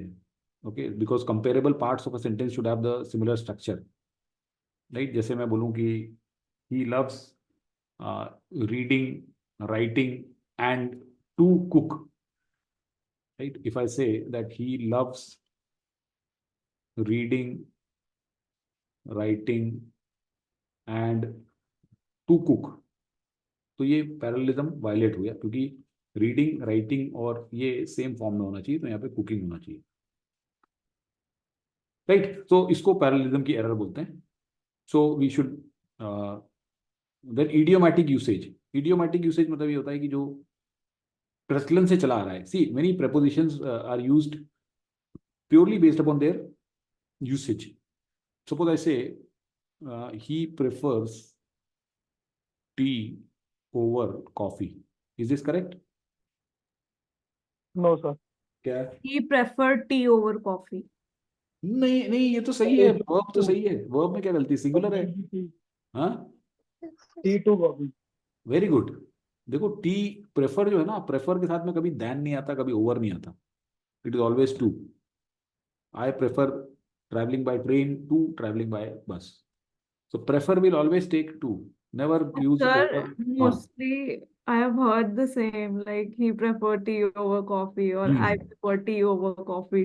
That's wrong unfortunately. Two is new to me. हाँ exactly, there B C, अभी आप जब ये ग्रामर और ये सब करेंगे मेरे साथ में, तो आपको बहुत सारे ऐसे छोटे छोटे झटके लगेंगे, क्योंकि and your reasoning is very valid. आपका जो क्वेश्चन है बहुत वैलिड है कि ये तो हर आदमी लिखता है, मैंने तो हर जगह वैसे ही लिखे हुए देखा है। तो now let me give you the news, और let me tell you the fact that 99% people write wrong grammar, and since most of the people write wrong grammar, then it is accepted as whatever it is। जो गलत है वही चलता रहता है, क्योंकि जो लिख रहा है उसको भी नहीं पता, जो पढ़ रहा है उसको भी नहीं पता, और जिसको पता है वो अगर कुछ बोलता है तो So उसको he's क्या क्या wrong. नहीं, what is he Wrong called, sound. Are you aware what is he called?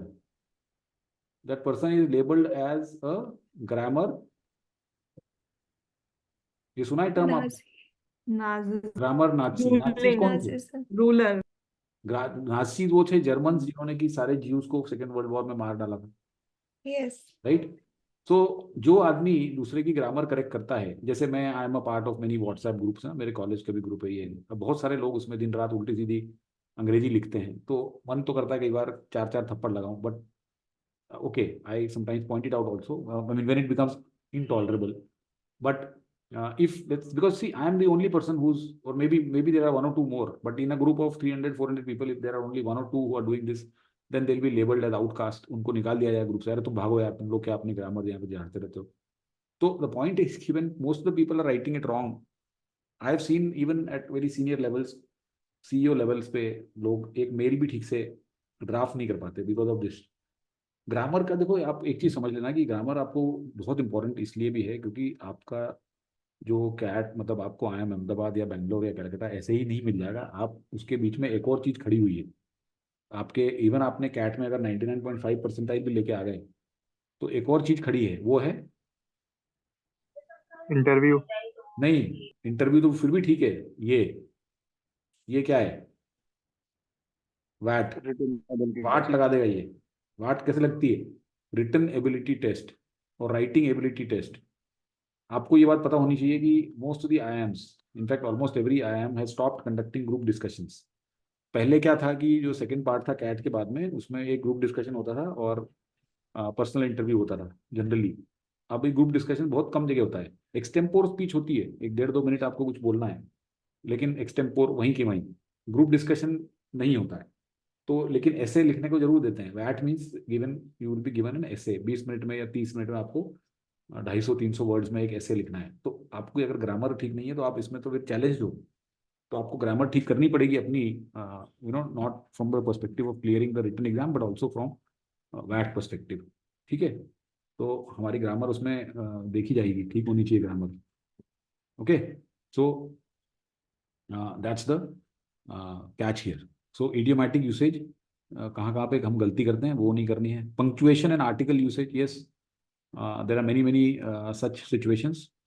कई बार आर्टिकल का रूल जो होता है या पंक्चुएशन का थोड़ा सा एम्बिगुअस होता है, तो we will not look at those situations. We will look at situations where there is a very clear mandate that यहाँ पे आपको लगाना ही है, यहाँ पे नहीं लगाना है। There are situations where it is very clear and there are situations where it is a little dicey and it's okay। तो वो डाइसी चीजें आती भी नहीं है, तो आपको मोटा मोटा पता होना चाहिए कहाँ पे क्या है, right? So this is all what is there as a part of grammar that will do. Grammar के जो क्वेश्चंस आते हैं एग्जाम में वो इस तरह से आते हैं कि you will be given a sentence which is 4 divided into 4 parts, उसमें एक पार्ट में एरर है, ठीक है, या फिर आपको उस अंडरलाइन पार्ट को रिप्लेस करना है करेक्ट ऑप्शन से, या ग्रामेटिकली करेक्ट सेंटेंस बताने हैं 5 में से, 4 में से इनकरेक्ट बताने हैं, नंबर ऑफ एरर्स कितनी है सेंटेंस बतानी है एक में, प्रोपोजिशन का करेक्ट यूसेज बहुत कॉमन है। एनमैट में इसके ऊपर 4 क्वेश्चन आते हैं, स्नैप में भी आते हैं, जैट में भी आते हैं। आर्टिकल का यूसेज है, same word use as different parts of speech, अभी हमने देखा था, नहीं अभी देखेंगे इसमें, एक ही वर्ड को वो एडजेक्टिव भी बन सकता है, वो एडवर्ब भी बन सकता है, वो वर्ब भी बन सकता है, वो नाउन भी बन सकता है, अलग अलग यूसेज में. And punctuation. So this are the kind of grammar questions. Let's try our hand at a few. कुछ कुछ ग्रामर के क्वेश्चन ट्राई करते हैं. Please try these two questions. What you have to do is find out. यहाँ पे आपको mark करना है किस पार्ट में एरर है. ठीक है, किस पार्ट में एरर है वो आपको आंसर बताना. और अगर एरर नहीं है तो ई है. तो try it out.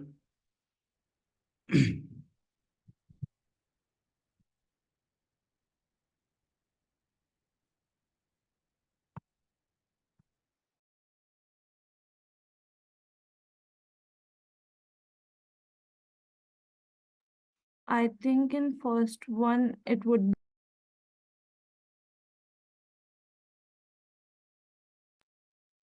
Sir, is it D?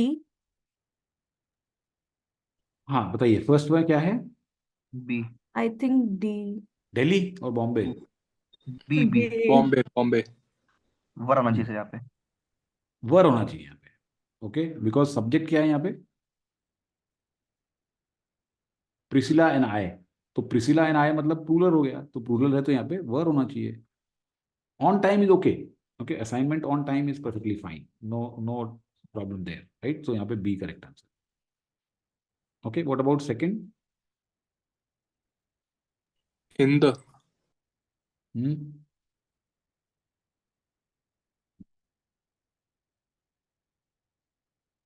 नहीं, इसमें थोड़ा ग्रामर की जगह वोकैब की एरर आ गई है. दो रोहन वॉज नॉट इम्प्लाइड क्या होता है? ये गलत है वर्ड. यहाँ पे इम्प्लीकेटेड होना चाहिए. ठीक है, ये वर्ड गलत है यहाँ पे. तो एरर इसमें है. इम्प्लाइड मतलब तो सजेस्ट होता है. इम्प्लाई करना मतलब सजेस्ट करना. तो उसका कोई मतलब नहीं है. Implicated in the class bunking issue, right? He sir was. But ये ग्रामर के क्वेश्चंस में तो मतलब इस टाइप के क्वेश्चंस भी आते हैं क्या? हाँ हाँ, आ जाता है. आ जाता है. ओके. ओके, आ जाता है बिल्कुल. सर ये तो ऑप्शंस में होता होगा ना, जैसे लाइक अगर वो पैरा वाले क्वेश्चन होते हैं तो लास्ट में उसमें पूछा होता है कि इस सेंटेंस में लाइक ऐसा कुछ रिलेटेड. नहीं नहीं नहीं नहीं नहीं नहीं नहीं नहीं, this is a stand alone question. अच्छा, okay. This is a stand alone question. मतलब इसमें आपको बोला गया है कि किस पार्ट ऑफ द सेंटेंस में एरर है, वो आपको मार्क करना है. क्रिस्टीना?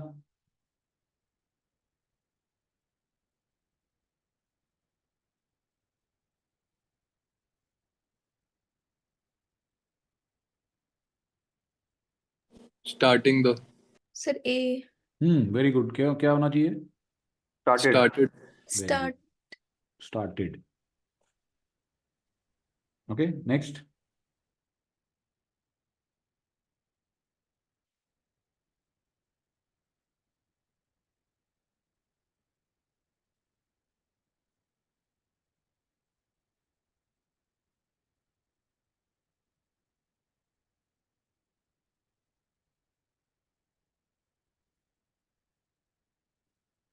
सर नो एरर लग रहा है.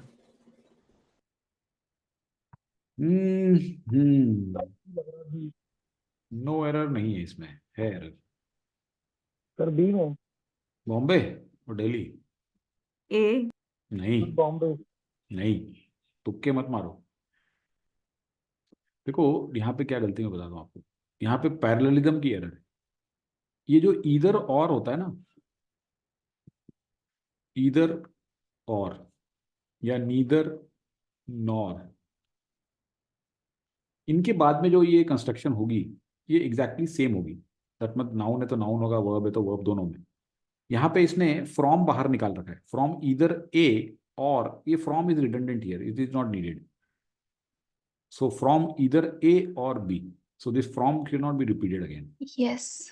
Yes sir. ये मिस हो गया यस आपका. Sir. This was easy to miss. कई बार ऐसे छोटी सी चीजें हम भूल जाते हैं. ठीक है, कोई बात नहीं. धीरे धीरे धीरे धीरे you will gain that experience. ठीक है, so this was the error here. Okay, let's look at some prepositions. इसमें आपको 3 preposition भरना है और चूज करना है. ये इजी क्वेश्चन है, फिर भी just try it out.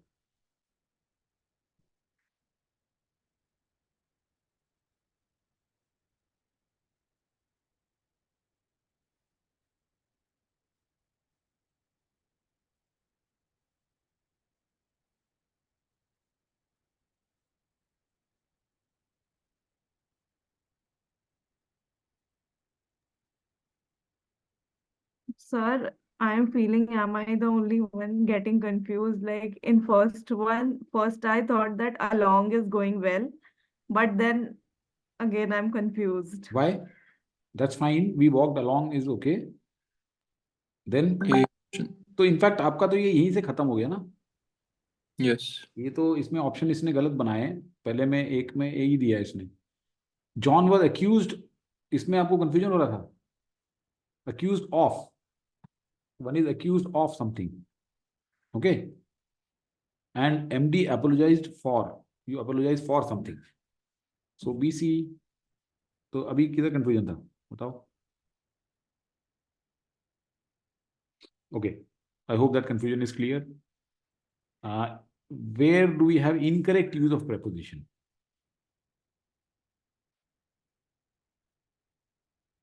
So पिछला वाला जो क्वेश्चन था वो इनमैट से, ये ज़ैट का क्वेश्चन है ये वाला. This incorrect use of preposition वाला.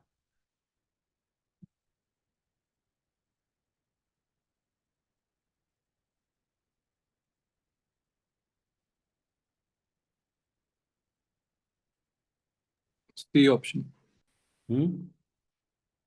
C option. C option. अभी देखो, एक बताया आपको मैंने, क्या बताया था? Prefer coffee. 2. तो 3 तो गलत है ये, राइट. ये 3 तो भी सारों में दे दिया है बदमाशों में. देखो उन्हें पता है कि हमने आपको भी सिखाया, तो सब में दे दिया. फिर they are living for England, right. Living to England गलत है. तो अब आपके पास में 2 ही बचे. शी वॉज अक्यूज्ड ऑफ, तो 4. So you have 3, 4, 6. Okay, very good.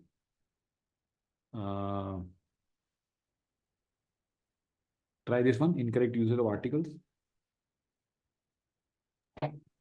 Sir यहाँ पे सेकंड वाला ऑप्शन था my work is superior to yours, वो भी Yes, sir. करेक्ट है, बिल्कुल Won't ठीक सर है. it इसमें be ये then? भी होता है my work is superior then yours. गलत है भाई. सुपीरियर, देखो कुछ एडजेक्टिव ऐसे होते हैं, superior, inferior, junior, senior, prior, ये ऐसे एडजेक्टिव्स हैं जिनके आगे टू लगता है. ठीक है, देन नहीं लगता है. Don't use then after this. This product is inferior to that. He is sir तो जूनियर टू मी. बेसिकली ये जो वर्ड्स हैं वो उसके अपवाद हो गए जो अपन हमने पढ़ते थे कि जब भी कंपेयर करते तो देन लगता है. हाँ, exactly exactly exactly exactly. These are exceptions. आपका नाम यार, आपका नाम यहाँ पे सैमसंग गैलेक्सी दिख रहा है. What is your name? प्रखर नाम है, प्रखर. प्रखर. प्रखर पुरवर. हाँ जी सर. अरे आप तो पुराने हाँ दोस्त जी हो सर. यार, ऐसी क्या बात हाँ है. जी. है ना. तो ये पुराने, ये एक्सेप्शंस हैं. तो हमारी जो ग्रामर होती है उसमें हम एक्सेप्शंस ही देखते हैं, because as I said 99% things we know, है ना. तो these are exceptions. Okay.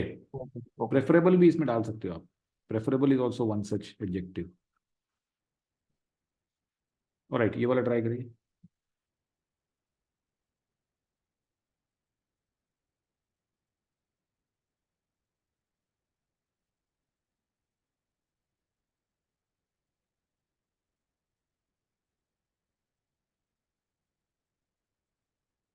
B.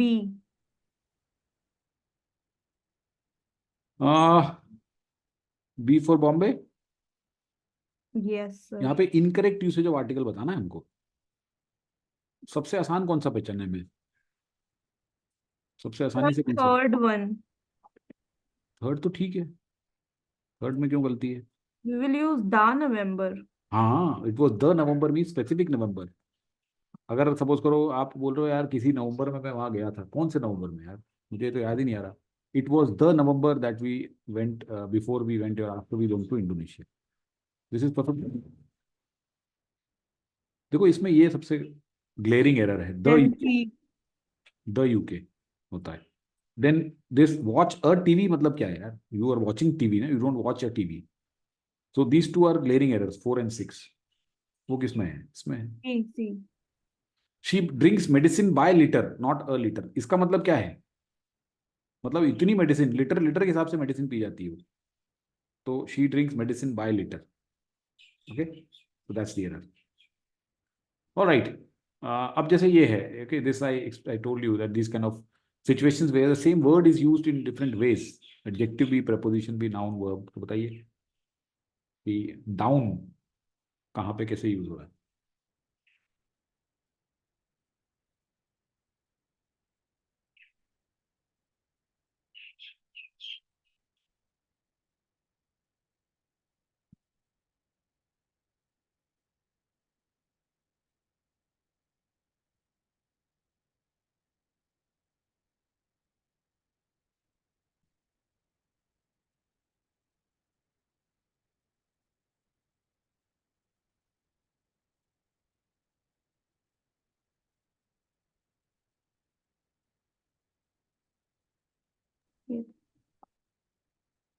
बताइए.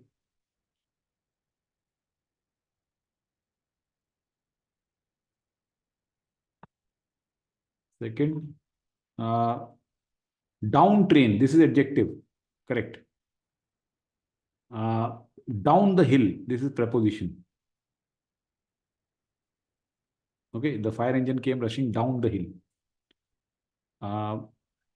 Verb is down with the tyrant, and noun is he has seen ups and downs. Correct answer is 1. Did you get it?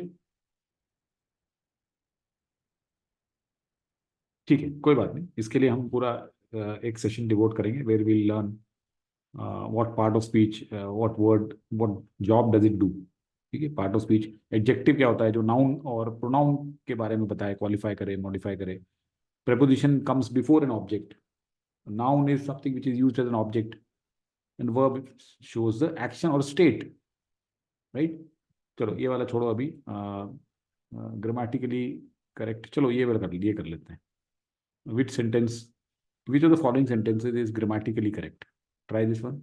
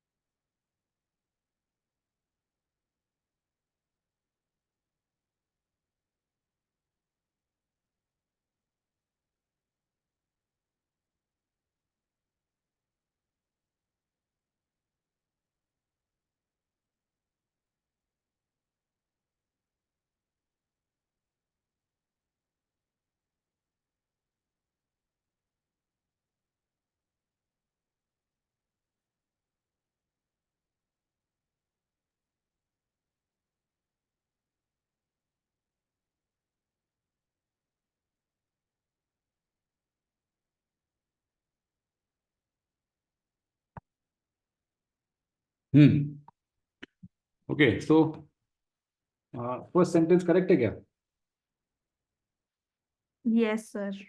No, parallelism violate हो गया. I love to play taking them. Wrong. या फिर आप बोलो I love playing with my siblings and taking them out for a walk. या बोलो I love to play with my siblings and take them out for a walk. या तो ऐसा बोलो, right? So I love playing with my siblings and taking them out. So now it is parallel. The building was quite old and a wonder. ये क्या मतलब हुआ? Wonderful बोलो ना. Quite old and wonderful. Saccharin is a synthetic sweetener which contains क्या? Fewer. देखो few और little, few और less, इसमें फर्क समझना है. We'll discuss it in detail. This is for non-countable, non-count things, and this is for countable things. Generally ये गलत यूज करते हैं. Suppose I say there are less than 20 students in the class. This is wrong statement, okay?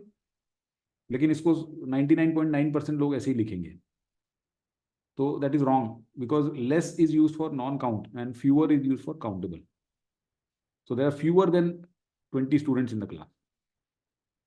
Okay, so I hope you appreciate this difference. So this is also wrong. This is also wrong. Correct answer is only D. If you had been with me today, I would have finished. This is a conditional, third conditional, so it is a correct structure. All right, so that's about grammar. आगे चलते हैं. ठीक है, grammar के question अभी छोड़ देते हैं जो 2-3 हैं. and let's look at now the CAT part of it, which is the para based questions. तो कैट में अगर हम हिस्टोरिकली देखेंगे तो देखो कैट में हर समय थोड़ी सी सरप्राइज पिछले 2 सालों से ये लोग करते चले आ रहे हैं। अगर आप कैट 2022 का पेपर 2021 से हम देखते हैं, राइट, 2021, 2022, 2023, तो पैरा जंबल जो है 3 आते थे, इसमें भी 3 आए थे। पैरा समरी 3 आई थी, इसमें भी 3 आई थी।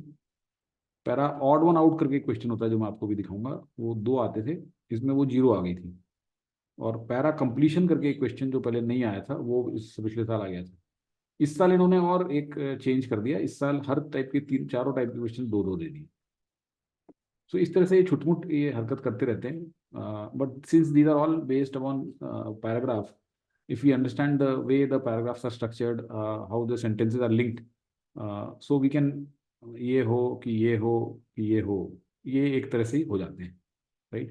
This is a little different. This is like reading a paragraph and trying to create a summary out of it, capturing the key ideas. So little different, but these 3 para-based questions are similar, right? So now this forms your 8 questions out of 24 in CAT, and of course needs a lot of practice, lots and lots of right kind of practice. Problem क्या होती है कि para jumbles थोड़ा सा tough nut to crack होते हैं, even para odd one out. I will not say that कि ये आसान है या कुछ है, बट ऐसा भी नहीं है कि इम्पॉसिबल है, ऐसा भी नहीं है। So we need to practise the right. देखो प्रॉब्लम क्या होती है इसमें, और जो इंस्टीट्यूट्स भी क्या करते हैं ना कि वो सब गलत गलत गंदे गंदे, इनको क्या है, see how they pick up the questions. कहीं भी ये कोई पब्लिकेशन उठाया, वहां पे 4 सेंटेंस लिखे हुए हैं, उसको उठा के एक उल्टा सीधा ऑर्डर बना के एक पैराजंबल क्वेश्चन बना दिया। That is wrong, because there has to be a logic. Whatever 4 sentences anywhere you pick up from and try to give it as a question, that is a wrong question, because many times multiple arrangements can be made. जरूरी नहीं है कि आप author तो हो नहीं, author के दिमाग में उस टाइम क्या चल रहा था, उसने 4 सेंटेंस किस तरीके से लिखे हैं, you don't have any access to that.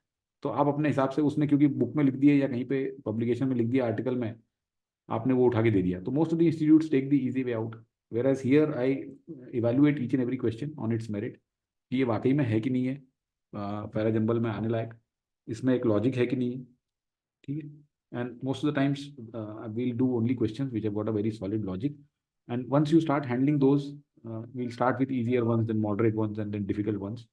Then you will have a fair bit of skill in this. And what I've seen in CAT कि उसमें से जैसे पिछले साल तक 2-3 आते थे, 3 में से 2 कर सकते हो। इस बार तो आसान आए। In fact this time surprisingly I found this whole set of 8 questions to be quite on a reasonable level actually. max moderate था, difficult एक भी नहीं था इनमें से। तो स्कोरिंग एरिया हमारे लिए, right? So we need to practice the right kind of stuff. So let's try out. Abhi hum obviously we are not going to delve into the basics of each and every question. इसके हम sessions करेंगे। Para jumble का जब basic करेंगे तो उसमें हम detail में सीखेंगे कि how do you connect the sentences, what are the various things that you should look for, ठीक है। same thing is for the other 3 types of questions. So right now we are going to have a overview, we are going to have a look. अब इसमें आप लोग जो reading करते हैं हो सकता है आसानी से कर लें इसको, कोई दिक्कत नहीं है। So let's do this, let's take a minute और so, try to do this question. इसमें आपको करना ये है कि चारों को एक कोहेरेंट ऑर्डर में बनाना है। Coherent means meaningful, okay. Coherent paragraph means meaningful paragraph. So please try your hand.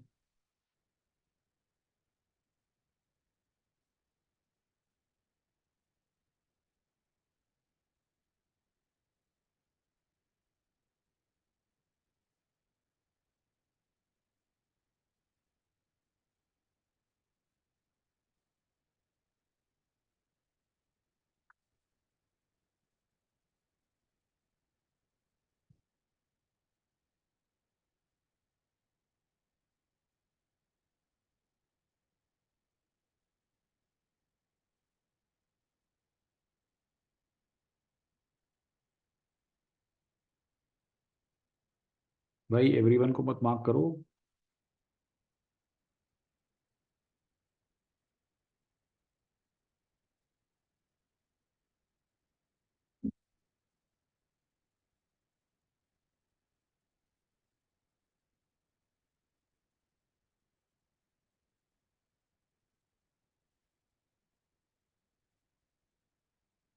Okay हो गया। Yes, sir. C hmm A C CAPD CABD CABD B. Yes, sir. CADB. CADB। तो CABD या CADB? Sir DB। DB। Sir, DB. DB। चलो देखो इसको समझते हैं। 7 popular Japanese deities, the Shichi Fukujin, were considered to bring good luck and happiness. What is the meaning of deities? Sir, Mahat नहीं, महात्मा नहीं, God, देवी देवता, देवता, God देवता देवी देवता देवी देवी देवता। देवता। तो ये Yes, जो sir. पॉपुलर जापानीज, वहां पे 7 देवी देवता है जिनको शिजी फुकुचिन कहा जाता है, ये गुड लक और हैप्पीनेस लेके आते हैं।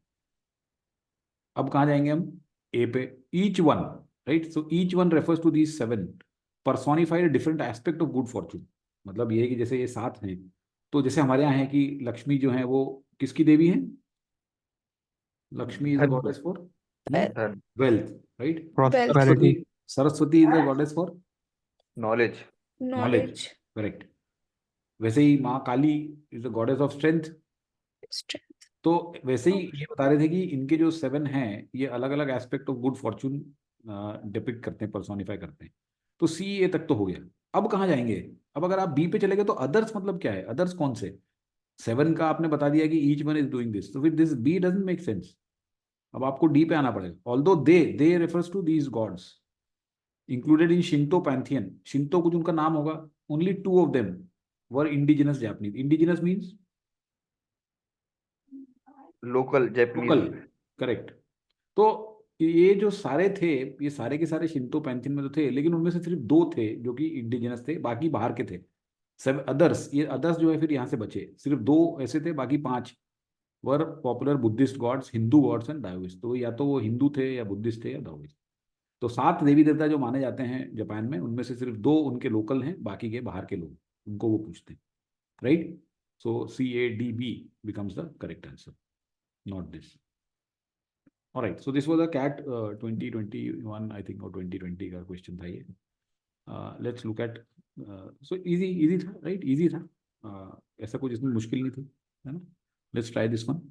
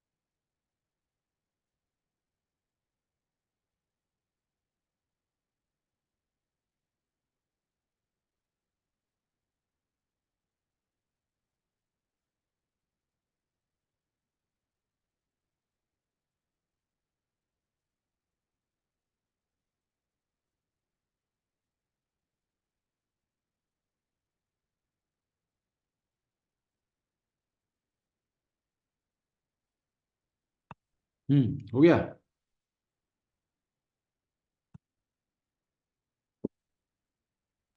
Sir BADC। BCA. हम्म Sir, कहाँ से स्टार्ट करें? BADC. बी से स्टार्ट करें। Yes, sir. Yes. देखो प्रोनाउन BADC. कहीं पे भी होता है उससे स्टार्ट नहीं हो सकता है। It is a pronoun, this configuration is a pronoun, these is a pronoun. तो सिर्फ एक सेंटेंस है B, completed in 2006, the VLT has 4 reflecting telescopes and blah blah blah। ठीक है, तो बी से स्टार्ट कर देंगे। अब कुछ लोग B. सी पे चले गए, दिस A. नहीं, अभी इतना जल्दी A। जाना सी पे, ए पे आएंगे हम। Yes, it A. Also has, देखो अभी हम बोल रहे हैं कि इसमें इतने 4 reflecting telescope. It also has 4 movable auxiliary telescope, इसमें ये भी हैं 4। तो जब दीज रेफर्स टू ये 4 और ये 4, इनको जब कंबाइन करते हैं लार्ज टेलीस्कोप से, तो इंटरफिरोमेट्री हो जाती है, जिसमें कि इतना बड़ा दिखने लगता है रेजोल्यूशन। तो D, and then we'll go to C. ये जो कन्फिग्रेशन है, इससे हम अगर कोई मून खड़ा हुआ है Yes, sir. एस्ट्रोनॉट पे, तो उसको भी पहचान सकते हैं। जस्ट इमेजिन कि one astronaut is standing on the moon and looking at this through this telescope we can even distinguish कि वहाँ पे A खड़ा हुआ है कि B खड़ा हुआ है. Just imagine the power of this telescope, right?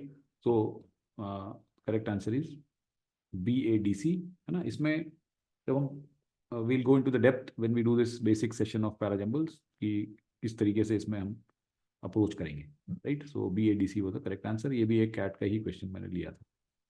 Let's now try out our hand at some summaries. यहाँ पे अब समरी में आपको करना क्या है कि ये जो लिखा हुआ है इसको, इसके की पॉइंट्स को बिना डिस्टॉर्शन के किस वाले ऑप्शन में बहुत बेस्ट तरीके से प्रेजेंट किया गया है. That is what we need to figure out. Okay, so try this.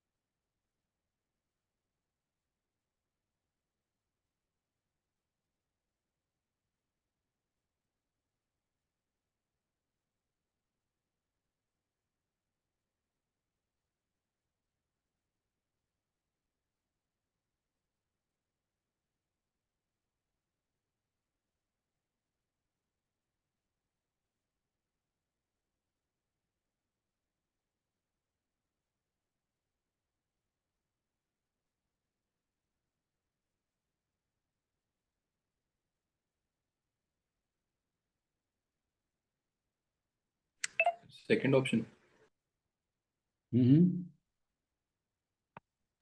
Okay, हो गया सबका.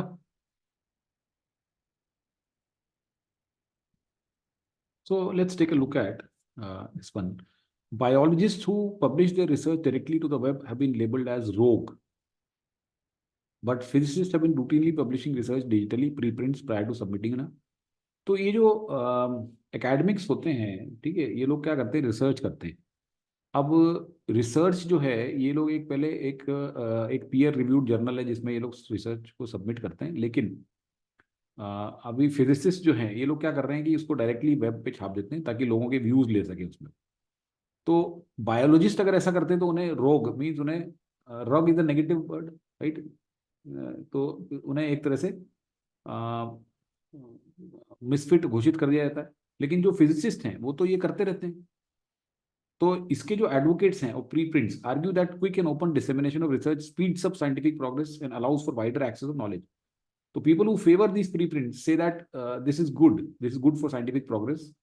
But some journals still don't accept research previously published as a preprint. But some journals don't accept this. Even if the idea of preprint is gaining ground, one of the biggest barriers for biologists is how they would be viewed by members of the conservative research community. So यहाँ पे clearly बताया गया है difference between biology as a field and physics या physicists. तो physicists एक तरफ खड़े हुए हैं और biologists एक तरफ खड़े हुए हैं. तो हो क्या रहा है कि फिजिसिस्ट अपनी रिसर्च को पीयर रिव्यूड जर्नल में डालने के पहले वेब पे शेयर कर देते हैं, ठीक है, जिससे कि उन्हें व्यूज वगैरह उससे रिव्यूज मिल सकें और लोगों के व्यूज मिल सकें. And this is good because this speeds up scientific progress. लेकिन ये लोग अगर ऐसा कहते हैं तो इनको रोग कहा जाता है. इनको कहा जाता है कि तुम बदमाश हो, ये ठीक नहीं कर रहे हो, ऐसा मत करो. और इनके फिर पब्लिकेशन जर्नल में छपते भी नहीं है अगर आपने ऐसा प्री प्रिंट कर दिया तो अब ये समरी जो है ऐसी कहाँ पे बेस्ट की गई है देखते हैं. Preprints of research are frowned on by some scientific. देखो ये यहीं पे गलत हो गया. यहाँ पे we are very very specific about the scientific field. Which scientific fields are we talking about? Biologist and physicist. हमने अभी तीसरी चौथी किसी की बात भी नहीं की है. तो यहाँ पे some scientific field itself is wrong, right, because and there is no mention of physicist. So this is wrong. Compared to biologists, physicists are less conservative in their acceptance of digital pre-publication, which allows for faster dissemination. Yes, यहाँ पे physicists भी दिया है, biologists भी दिया है. Physicists are less conservative, biologists are more conservative, and this helps in dissemination of knowledge. ये भी बताया हुआ है. So this looks fine. We'll keep it. हमें shortlist करना रहते हैं पहले सारे options, and then we will finally select. While digital publication of research is gaining popularity in many scientific disciplines, ये तो purely biologist और physicist के लिए है. ठीक है, we are not talking about many scientific. जो यहाँ प्रॉब्लम थी वो यहीं पे भी. One of the advantages of digital preprints of research is the hasten dissemination. Again यहाँ पे तो बायोलॉजिस्ट और फिजिसिस्ट का मेंशन नहीं किया गया. This is right answer. Right, got it everyone? Yes, sir. ठीक है, ये भी एक कैट का ही क्वेश्चन था 2021 का. Yes, Brazil's growth rate. Let's look at this.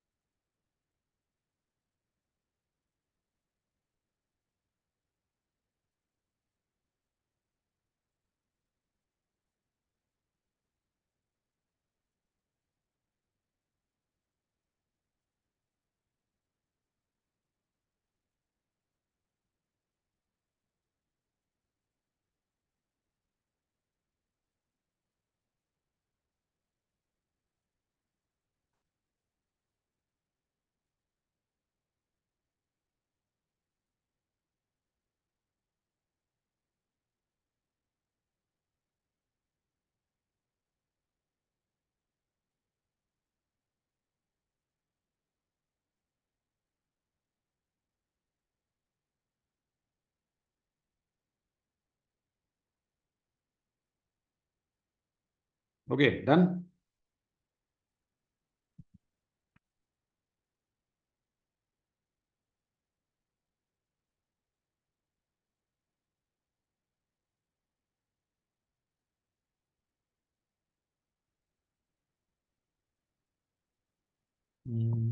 So let's look at it. Brazil's growth rate has been low, yet most Brazilians say their financial situation has improved and they expect it to get even better. This is a positive statement. Though the growth rate has been low, ठीक है, 10% नहीं होगी, 6%, 8% नहीं होगी, 2-3% है, लेकिन most Brazilians are saying that financial condition improve हो गई और अच्छी होगी. This is because most incomes are rising fast with higher minimum wages and low unemployment. तो अच्छी बातें हो रही हैं. Result is falling inequality and a growing middle class. Result of economic stabilization, improved social security and universal primary education. So three sentences tell you that things are good, things are happening and people are feeling good about it. But अब यहाँ पे twist आ गया कहानी में. Despite recent improvements, the Brazilian economy is still painfully unequal. ठीक है, advancement तो हुए हैं, इंप्रूवमेंट हुए हैं, लेकिन अभी भी काफी इनइक्वालिटी है. Poor Brazilians paying the biggest share of their income in taxes and getting the least back. तो सबसे ज्यादा टैक्स पे करते हैं बेचारे और इनको कुछ भी नहीं मिलता गवर्नमेंट सर्विसेज. तो एक तरफ तो काफी अच्छी ग्रोथ हो रही है, लोगों की और प्रॉस्पेरिटी आ रही है, सोशल सिक्योरिटी बढ़ रही है, लेकिन दूसरी तरफ गरीब जो लोग हैं वो बेचारे शेयर ऑफ इनकम टैक्स बहुत ज्यादा दे रहे हैं. Most Brazilians feel they have benefited from recent economic events. This is true, ना? ये बोल रहा है most Brazilians say that financial situation has improved. This part is okay. Yes. Poor continue to be dealt unfairly. ये भी है, poor लोगों को बहुत ज़्यादा टैक्स देने पड़ रहे हैं, paying the highest share of taxes. This looks also okay. अभी इसको रख लेते हैं. Economic reforms have benefited many Brazilians. This is okay, fine. But they are unaware of pending problems. ऐसा कहाँ लिखा हुआ है कि they are unaware of pending problems? है ना? This is not given. So this part is wrong. Second में with rising incomes and falling unemployment, most Brazilians are being misled into thinking their economy is doing well. ऐसा थोड़ी है, Wrong. economy तो ठीक ठाक ही चल रही है, ठीक है। हाँ, इनइक्वालिटी बढ़ गई है, पुअर ब्राजीलियंस दुखी हैं, ये अलग बात है ना। इसमें पुअर ब्राजीलियंस की बात ही नहीं हुई है कोई ये वाले ऑप्शन में, तो इसलिए ये गलत है। Good economic indicators have masked the unfair taxation of the poor that is likely to destabilise the Brazil in the next few year. ये तो बहुत ही एक्सट्रीम स्टेटमेंट हो गया कि ब्राजील की इकोनॉमी गड्ढे में चली जाएगी कुछ सालों में। ऐसा ऐसा तो कहीं पे भी नहीं बताया हुआ है कि इकोनॉमी गड्ढे में चली जाएगी। So this also is wrong. Correct answer is 1 year. Sir 1 तो सही है, मैंने भी 1 ही लगाया है सर। यहाँ पे आपने सेकंड में कहा कि economic reforms have benefited many Brazilians, ये सही है। यही सर इकोनॉमिक रिफॉर्म की बात कहाँ हो रही है पूरे पैरा में? Most incomes are rising fast, growth rate, result of economic stabilization, improved social security। ठीक है, रिफॉर्म्स भी चलो आप फॉर्म भी सर डाउटफुल नहीं है, है, ठीक है, ये चलो भी कोई गलत बात है। नहीं, कोई बात नहीं, कोई बात नहीं। हमें गलत ऑप्शन में अगर एक भी चीज, जैसे ये तो बिल्कुल ही गलत है ना, this is very clearly wrong. ठीक है, you can say that yes this is also question mark, but this is a bigger point also there, है ना। Yes. ठीक है, good, Okay. Fine. Now let's take a look at couple of, और rather एक question हम odd one out करते हैं और एक कंप्लीशन करते हैं before we wind up the session. So let's try this. यहाँ पे अब होता क्या है ऑड वन आउट में, वो करना क्या है कि इसमें से one sentence is odd one out, which means it is not needed to complete the paragraph. इसमें कुछ ना कुछ ऐसा पार्ट है जो कि डिफरेंट है, I mean there something about it which doesn't fit in the rest of the sentences. So try to find out that sentence.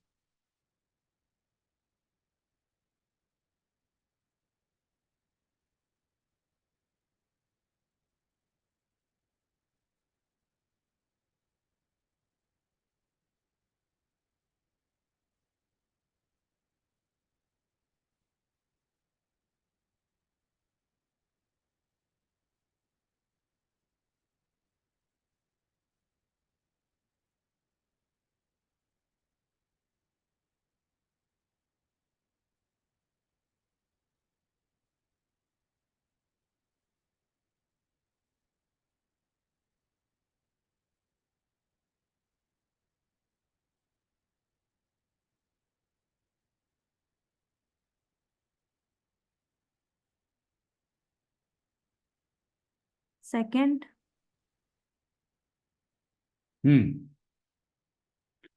बताइए, second, fourth. Sir fourth, hmm okay, fourth लग रहा हाँ fourth क्यों लग रहा है बताइए। है sir. It is not talking about कहाँ से ये चीजें, मतलब कहाँ से ये चीज बर्ड हो रही हम्म है, और हम्म बाकी सारी चीजें उसमें बर्ड होने की बात हो रही है, लोकेशंस की। Correct, yes, correct. सो देखो यहाँ पे हम बात कर रहे हैं टोक्यो में भी बज हो गई है इसकी सैक्सोफोन ओनली ग्रुप की।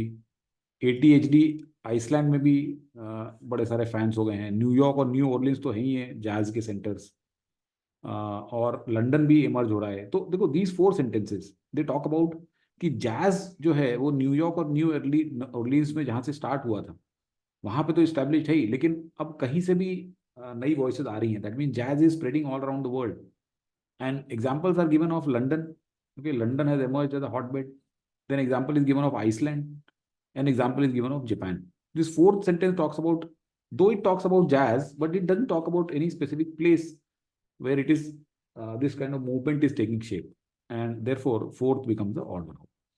तो अब ब्रॉडली तो ये जैज की बात हो रही थी यहाँ पे, लेकिन जैज के अंदर भी एक स्पेसिफिक पॉइंट था या आइडिया था कि ये चारों तरफ फैल रहा है अलग अलग देश में। वो आइडिया फोर्थ में नहीं था, बाकियों में था, इसलिए fourth becomes the odd one out, right. Okay, great. Now let's take one last question. This is about the para completion. यहाँ पे हमें करना क्या है कि एक ये सेंटेंस दिया गया है, आपको इसको फिट करना है कि ये कहाँ पे आएगा, ये सही इसकी जगह कौन सी है। तो जस्ट ट्राई दिस आउट।